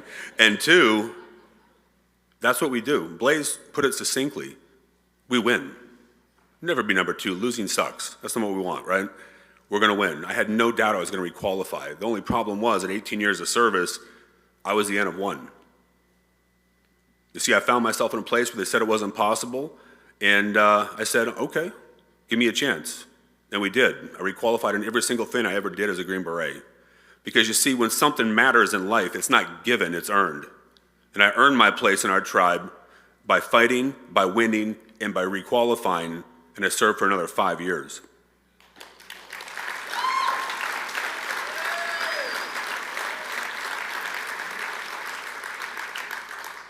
Now, I still had no inkling that I was ever going to get into politics. I can promise you. If you talked to me 10 years ago, I wouldn't have laughed at you. I might have done something else if you accused me of being a politician. But man, God has a sense of humor, right? Where he puts us. You know, I jumped into the nonprofit sector. You wanna know why we did that? It was really important to me because when I was lying in a hospital bed in Walter Reed, it wasn't the VA, it wasn't the DOD that got me on my feet. It was nonprofits, people from all walks of life who said, you know what? We're going to pick you up, we're going to pick your family up, and you're not going to fail today. We got you. So I jumped in, literally, to the nonprofit sector, and I truly ran a bike across America like Johnny Appleseed with brisket, 3,000 miles in 50 days. We fed 100,000 people hot meals. We called it the Breaking Bread Tour. You see, we wanted to prove how much more we have in common than that which divides us. You see, our founding fathers were brilliant. Out of many, one. One nation, under God, indivisible. Liberty, justice for all. I believe in those. You believe in those. We fight for those.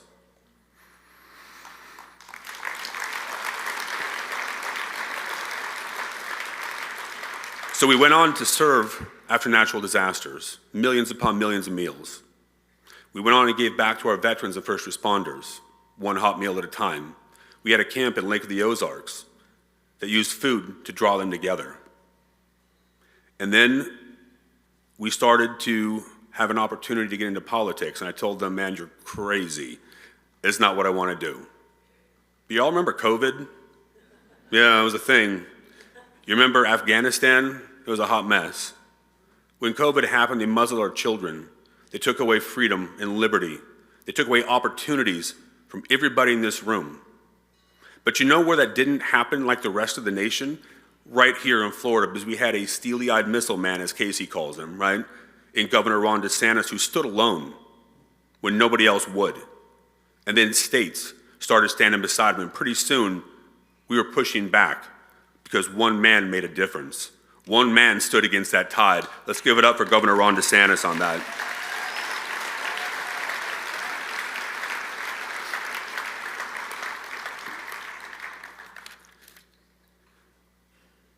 So with that, we move into Afghanistan. We were getting calls from people I served beside, interpreters, ASG, ANP, different people, and they were calling because they were being killed. Their families were being put to death, and they were chasing them through, and they wanted to get home. You see, we made a promise to our allies that freedom and liberty and justice mattered, and we were going to fight beside them, and we didn't stand up to our end of the bargain.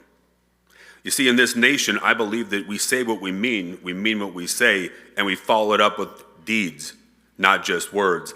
That is what we do in Florida, and that is what we should expect from our government in D.C.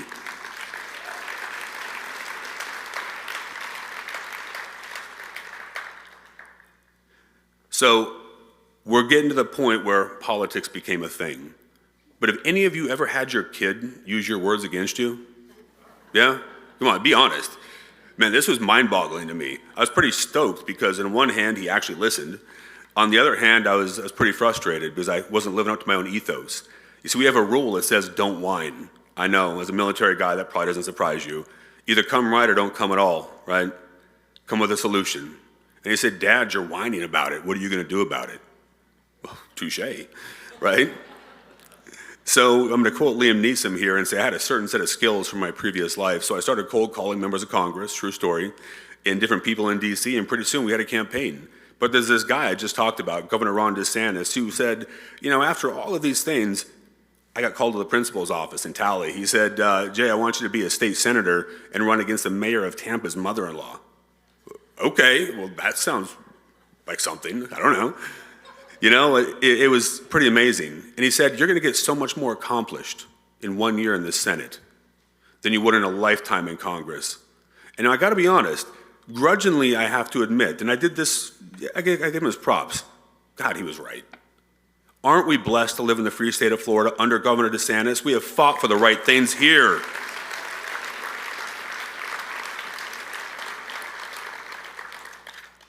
So when I got to the Senate, I didn't know where to park. I didn't know how to file a bill. I found Blaise because we had the same haircut and I felt a certain bond, and a few other people, right? And the very first bill I got to file was constitutional carry. They're like, you want to carry this? I'm like, hell yeah, I want to carry that. And then I got to push taking our land back from the CCP. You see, you're not going to buy our farmland here in Florida. We got to codify prayer in sports. Because if you want to pray in the field, you should. We stood up to get government out of the way. We stood up for education. We stood up for the things that matter. When I ran on economy, education, and safety and security in the community. And we stood up for our men and women in law enforcement, our firefighters, and our military and veterans. If you stand up for us, we have your back without equivocation. And I am proud to say that of the 55 bills I've passed in 3 years, all of them fit into that exact space. Say what you mean what you say, and do things. It's that simple. So where does that put us? Ladies and gentlemen, it was an honor and a privilege to be appointed the Lieutenant Governor of Florida 60-some days ago. Now, I do get to say I'm a one-legged man in a butt-kicking contest. That's fun, right? And I'm moving around the state at a pretty rapid speed. But it is an honor of a lifetime. But I want to talk about something that's really important. You see, Ronald Reagan was often called the great communicator. But he would dispute that and say, I communicate great things. Guys, only in a nation like this can a kid born to a 16-year-old druggie, adopted by his grandparents, the son of a failed farmer, be in a room talking to patriots like each of you as lieutenant governor of the greatest state in this nation.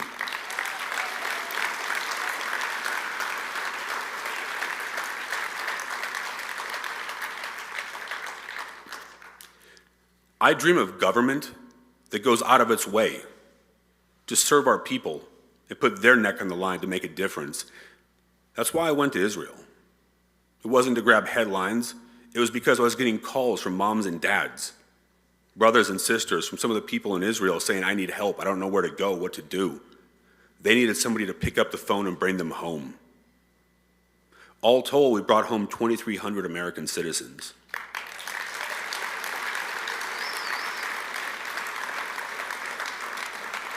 But I want to share what went on at the house when that happened. It was the day before Father's Day, and we've missed a lot of holidays in our family, as you can imagine, as many of you have. And I was talking to my kids, and I talked to Layla before this, and I said, guys, I'm sorry. I know you put a lot of work into Father's Day, and I hate that I'm not going to be there. But I wouldn't be much of a dad if I could save lives and didn't go forward and didn't do what I was supposed to do. You see, guys, that's what we should expect from leadership. It's not about me. It's about we. It's we the people. Government serves the people. It's not the other way around. It is that simple. You see, sometimes government forgets that. They want to say that the government gives us our freedoms, our rights. We know those rights are God-given, upheld by our Constitution, but defended by blood, defended by people in this room. Our nation is based on uniquely American ideas, ideals, and principles, ones that have held up over time, fought for and earned in Yorktown, defended at the ramparts of New Orleans, nearly ripped apart at Little Round Top, Antietam. They fought through the poppies of Flanders Field. They were there at the cliffs of Pointe du Hoc. They were frozen in the Chosin, nearly drowned in the rice paddies of Vietnam. And they were absolutely there in the mountains of Afghanistan and the deserts of Iraq. But where they lie is in our heart, our minds, and what we stand for and fight for as American citizens. Each of you carry those hard-earned principles with you. Remember that first lesson I learned as a young man. If you don't fight for it, you can lose it. And this will not be the generation that fails the one to come. We will not stand idly by and let the left destroy a nation earned generation over generation. This is our time. It's time to stand up and fight. And there is no place I'd rather be than here to talk about that today.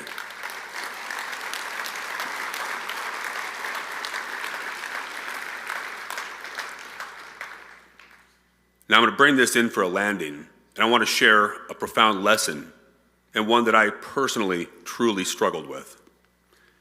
You see, as Green Berets, and if you noticed on my flag up here, I've got our regimental affiliation.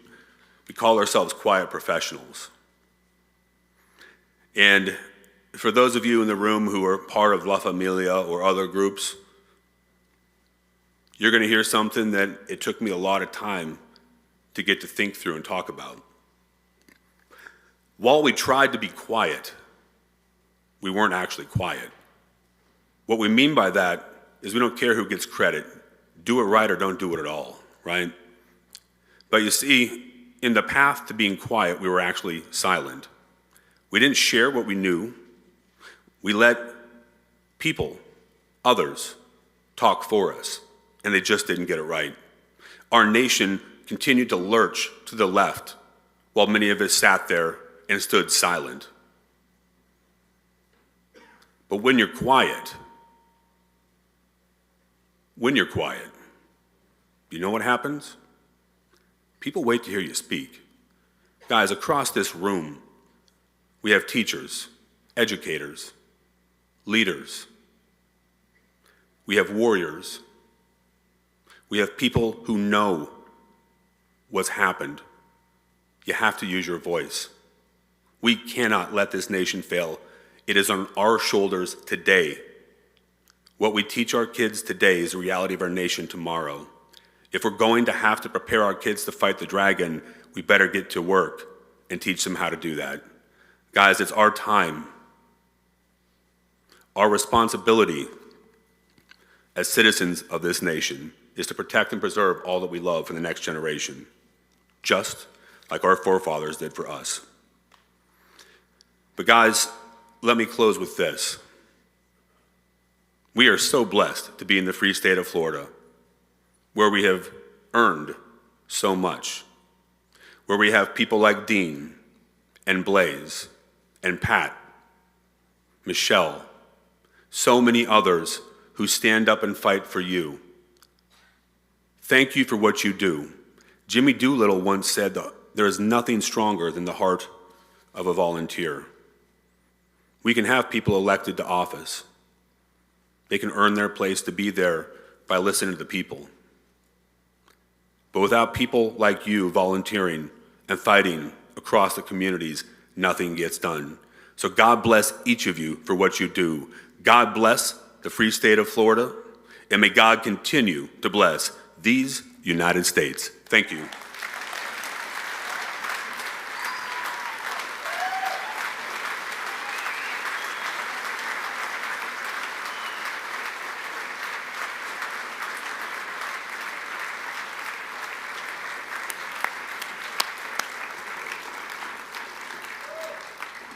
Ladies and gentlemen, Lieutenant Governor Jay Collins.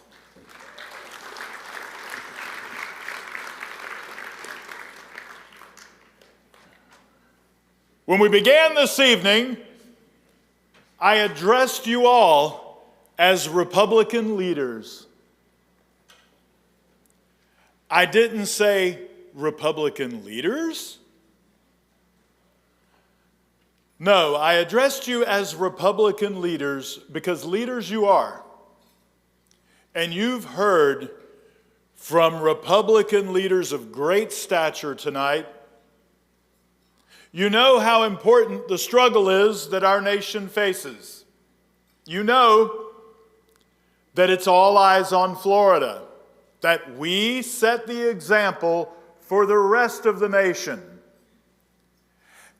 Just like Blaise Ingoglia moved the goalposts for the Republican Party of Florida years ago, setting up a cascade of events so that we could become this example for the rest of the nation to follow, so too we must now once again move the goalpost. We cannot demonstrate complacency in this hour. Everyone is watching what we do, and we have to show them by our example what we expect now for all of them to do. Move the goalpost, get better, get stronger. And tonight, Republican leaders, you are going to get an opportunity to move the goalpost. You are going to have an opportunity to lead. We are not going to ask you to get wounded in Afghanistan and come back and become a judge and run for office and just keep sacrificing. And no one is going to ask you to break your back in combat and stand up and keep fighting and come back and keep fighting. But tonight, we are going to ask you to keep fighting. And we're going to give you a very direct way of doing that. Republicans, we're going to have an auction.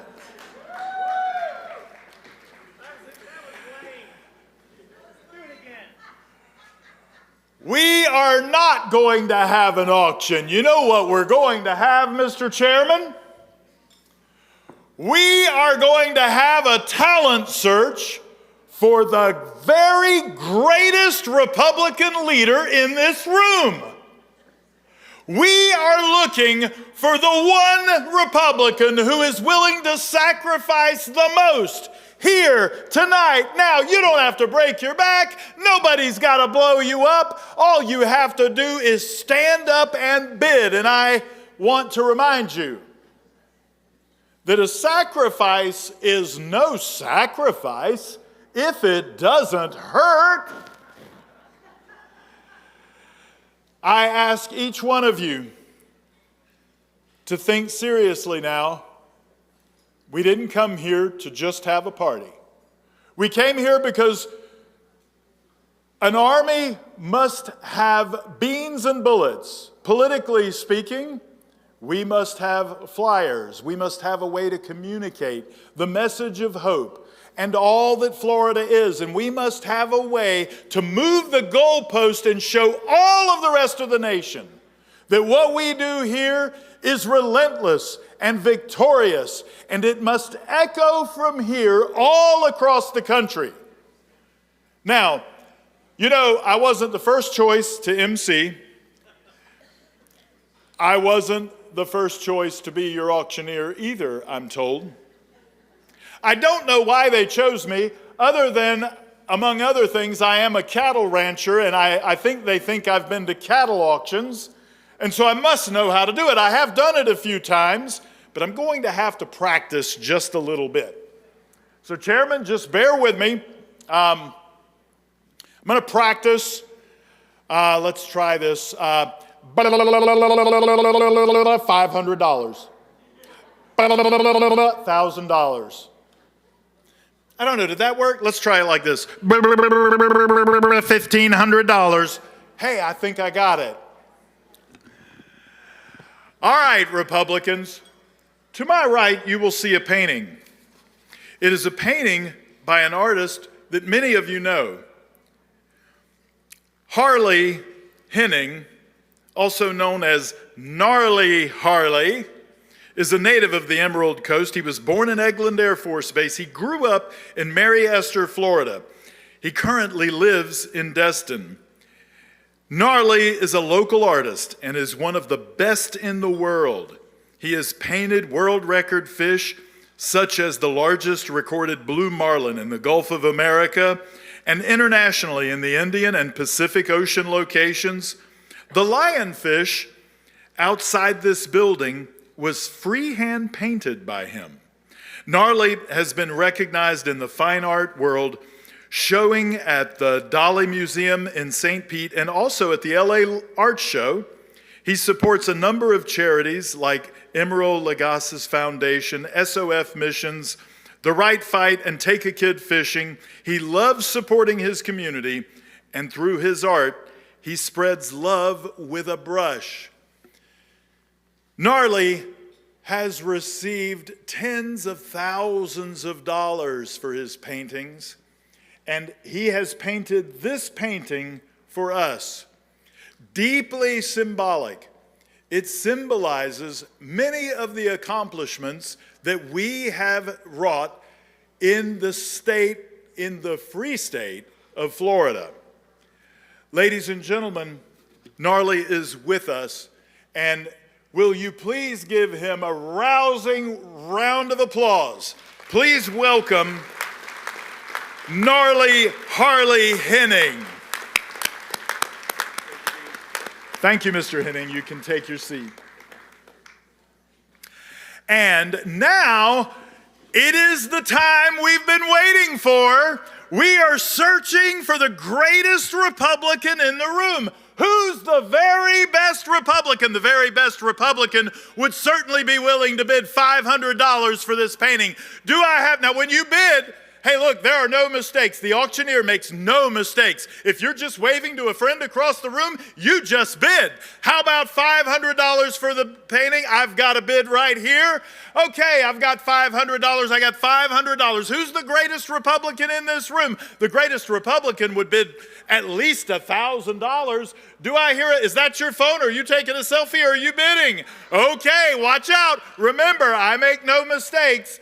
Okay, I've got $500. I'm looking for $1,000. 500, looking for 1,000. Come on, stand up. Who's the patriot? You don't have to break your back. It won't even break your wallet. Come on. We need someone to help this party. Do I hear $1,000? Do I have a bid anywhere in the room for $1,000? Okay, we're at $500. Let's go to $600. Do I hear $600?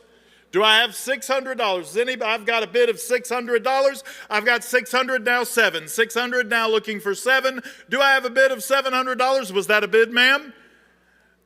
Okay, I think that was just a wave. Okay, I've got a $600 bid. I've got 7. I've got 7 now, looking for 8. I've got 8 now, 9. Do I have 9? I've got 8. I'm looking for 9. $800, looking for $900 to keep America free. It's a minor sacrifice. I've got 8, looking for 9. 8, looking for 9. Oh, I've got a $900 bid. Okay, I've got 9. Now 1,000. I've got $900. Now looking for 1,000. 9, looking for 1,000. Come on, who will go $1,000? This is an incredible painting done by a renowned artist. You need to buy this painting. You need to do it. You want to do it. You want to sacrifice for your nation, and you're actually going to get a painting out of the deal. No surgery at Walter Reed for you, just a little bit of money. I've got 900 looking for 1,000. 900 looking for 1,000. Do I have 1,000 anywhere in the room? I've got 900. It's gone once. Looking for 1,000. I've got, was that a bid, sir? All right, I've got 900 going twice. $900 looking for 1,000. Last call. And sold to you, sir, for $900. God bless you. He's the greatest Republican in the room. Please stand, sir, and be recognized. Come on, stand up, stand up. Thank you, sir. God bless you. Okay.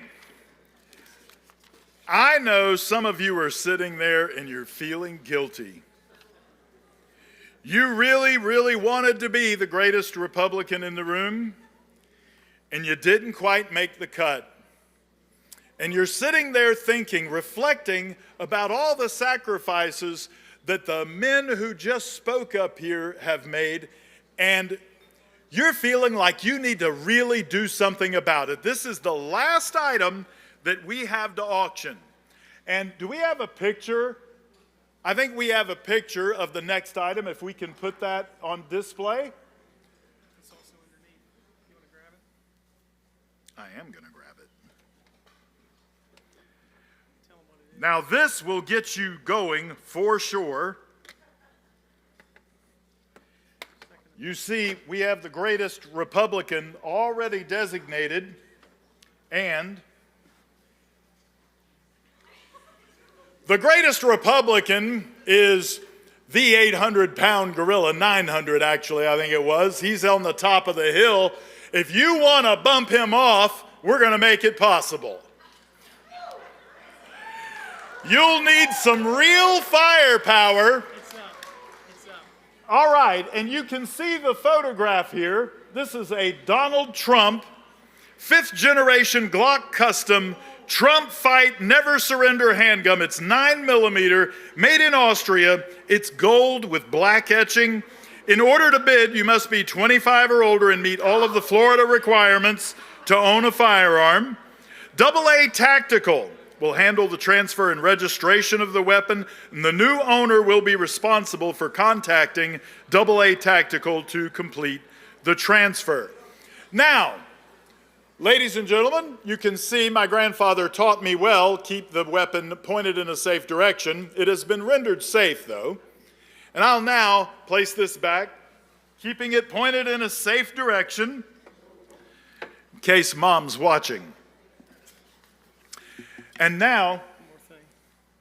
Donated by Aaron Baker, and he's congressional candidate 6'6". Thank you.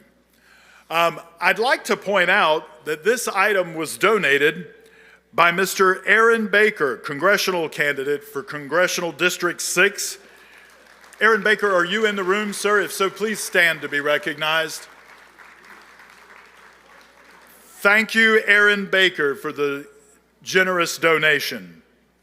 And now, let us start the bidding. Here's the opportunity to bump off the greatest Republican and make him second place. Sir, you might want to bid on this to preserve your reign. Let's start the bidding here.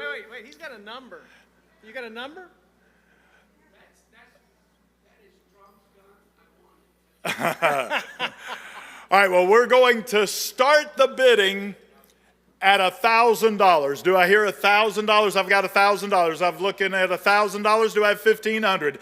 I've got $1,000. I've got $1,500 back here. $1,500. Now looking for two. Do I have $2,000? I've got two. Now $2,500. $2,000. Looking for $2,500. Do I have $2,500? I've got $2,500. Now looking for $3,000. Do I have $3,000? Looking for $3,000 at $2,500. I have three. Now $35,000. Got $3,000. Looking for $3,500. Come on, Americans, I've got $3,500 now. Four. Do I have four? I got $3,500, looking for four. I've got four, now $45,000. I've got $45,000, now $5,000. I've got $5,000, now $55,000. I've got $5,000, looking for $5,500. Do I have $5,500? I've got $55,000. Now back to you, sir. $6,000. I've got $6,000, looking for $65,000. Looking for $6,500. Anybody at $6,500? I've got $6,000. Looking for $6,500 and six. No, you're already in. He's already in, right? He's at 6. Yeah. No, you're the high bidder. You outbid yourself. Yeah. All right, we're at $6,000. Looking for $6,500. $6,000. Looking for $6,500. Is anyone going to go $6,500? I have $6,500. I'm now looking for $7,000. $6,500, looking for $7,000. $65,000, looking for $7,000. Sir, are you in for $7,000? We're at $65,000, now $7,000. I've got $7,000, now looking for $7,500. $7,000, looking for $7,500. Are you in, ma'am? $7,500. Okay, so we're at $7,000. Looking for $7,500. Anybody want to go $7,500 for an outstanding Trump pistol? $7,000 is going once. Do I have $7,500? $7,000 going twice. This is final call. Sold, sir. For $7,000. And you stand up, sir, and take a bow. Please stand. Please stand. He wins, the greatest Republican in the room. That's who this is. That's Steve Daher right there. Middle page.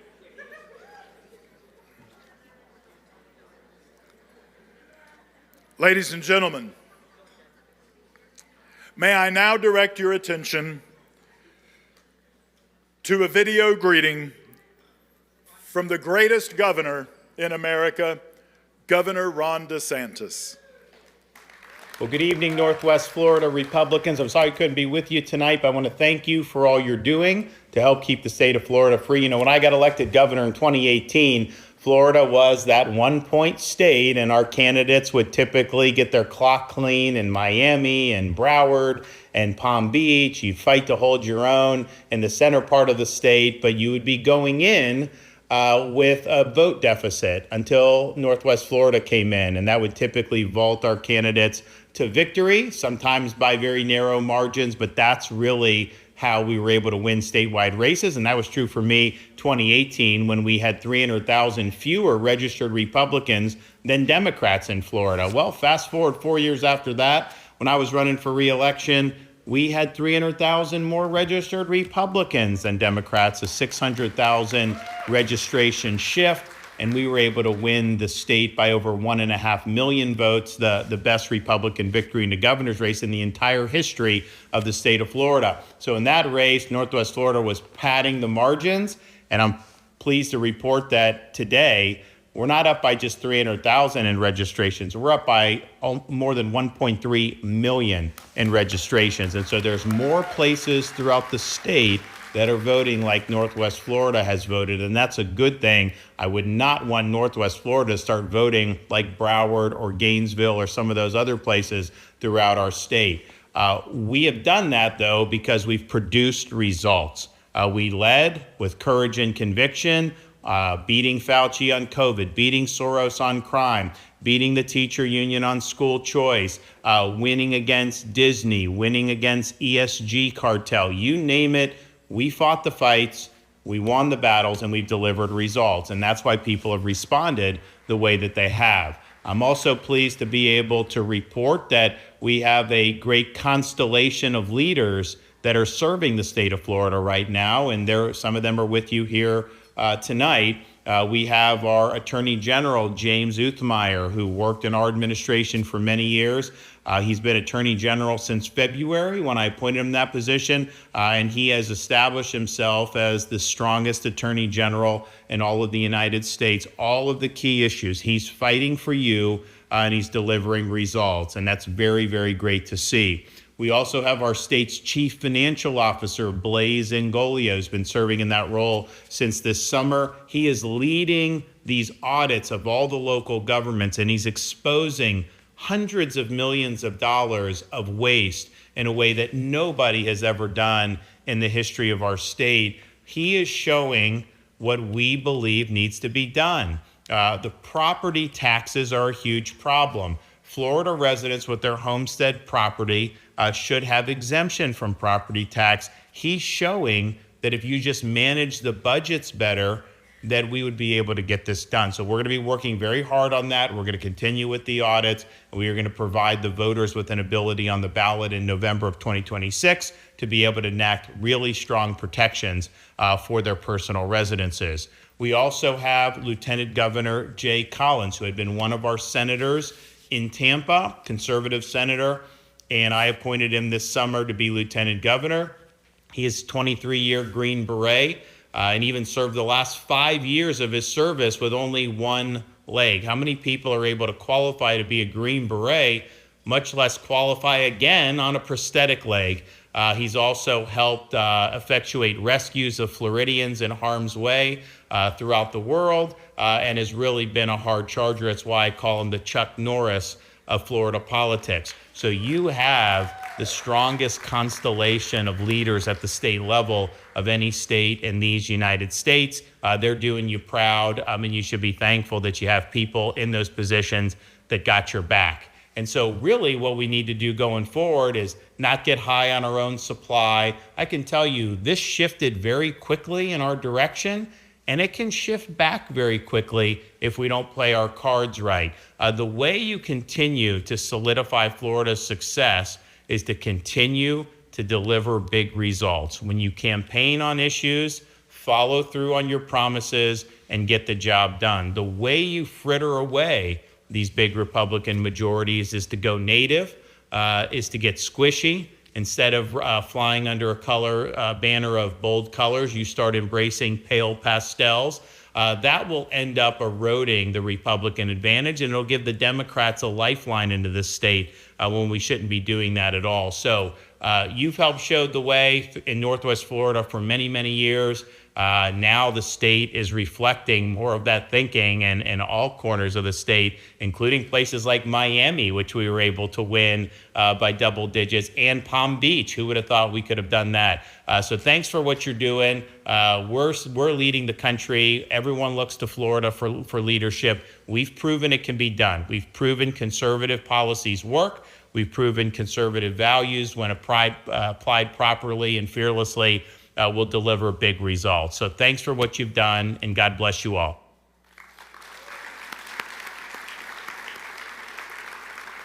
Please welcome once again Chairman Doug Stauffer.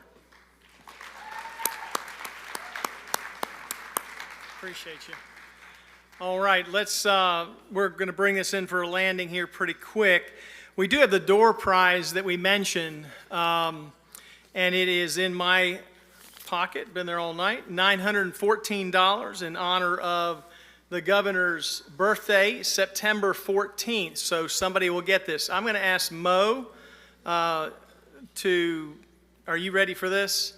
And Chris too. Yeah, Chris has got the numbers. So we're going to choose a table out of this hat here, and I'm going to ask you to do that over here. Okay.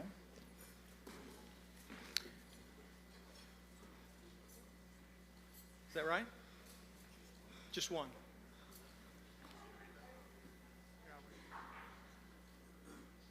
All right, the table is the Star Spangled Banner table. Who is that? Look at your thing. Star Spangled Banner, where is it?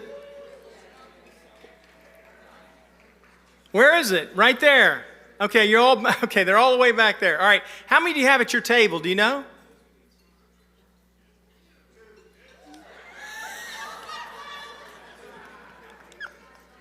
Just put 1 and 2 in there. Oh my goodness, so we pick a table and then we pick numbers. All right, so it's going to be 1 and 2. So let's see who, you guys got to pick a number. Who's 1? Raise your hand. Who's 1? They don't want it? What? Okay, they're still getting their numbers. They're getting their numbers. That's right. I thought it was coming back. I was getting ready to put it back in my safe. I had to front the money, just in case you're wondering. 2. Who knew? I thought it was going to be this table. Steve, I thought you were going to get your money back. Yeah, you're the greatest Republican in the room, so hey, twice. You guys got 1 and 2? Okay, yes. Woo! I got somebody excited back there. And the number is number 2. Here, you got to take the money, Chris. Go, number 2, come on up. Come on up.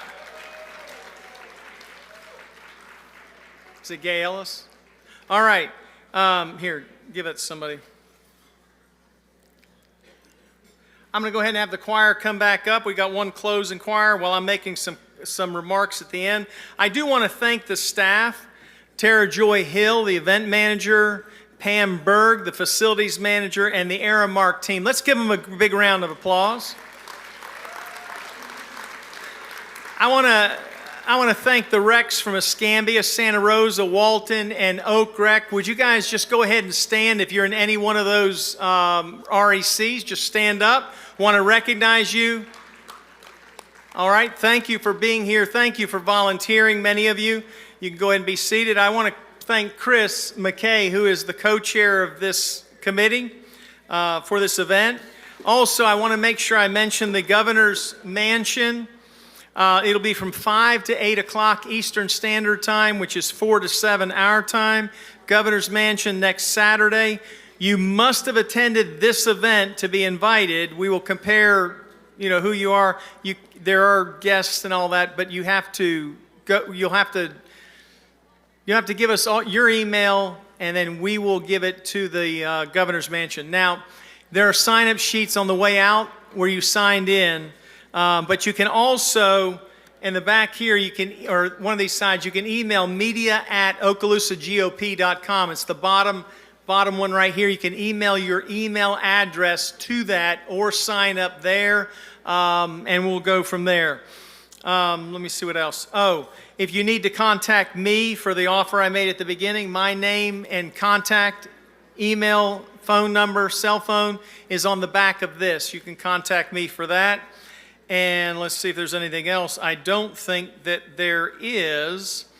I do want to thank Representative Dean Black for what a great job he did. Would you agree? And we're going to have them sing, and then we'll go ahead and close it out real quick.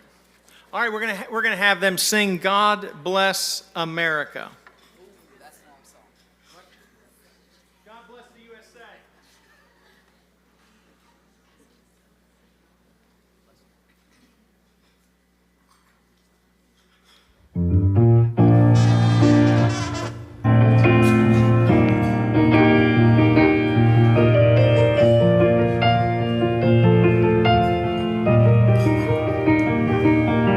If tomorrow all the things were gone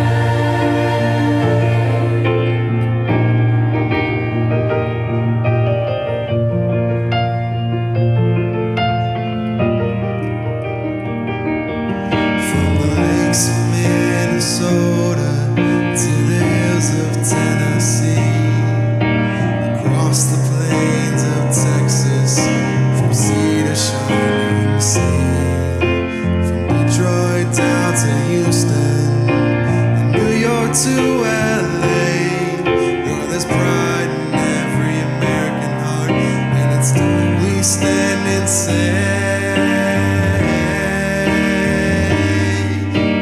proud to be an American, where at least I know I'm free, and I won't forget the men who died and gave that right to me, and I'm glad we stand up next to you and defend your stand today, 'cause there ain't no doubt I love this land. God bless the USA.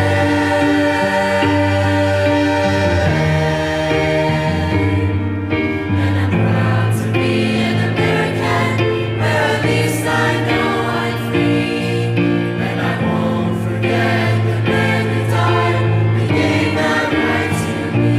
I'm glad we stand up next to you and defend your stand today, 'cause there ain't no doubt I love this land. God bless the USA.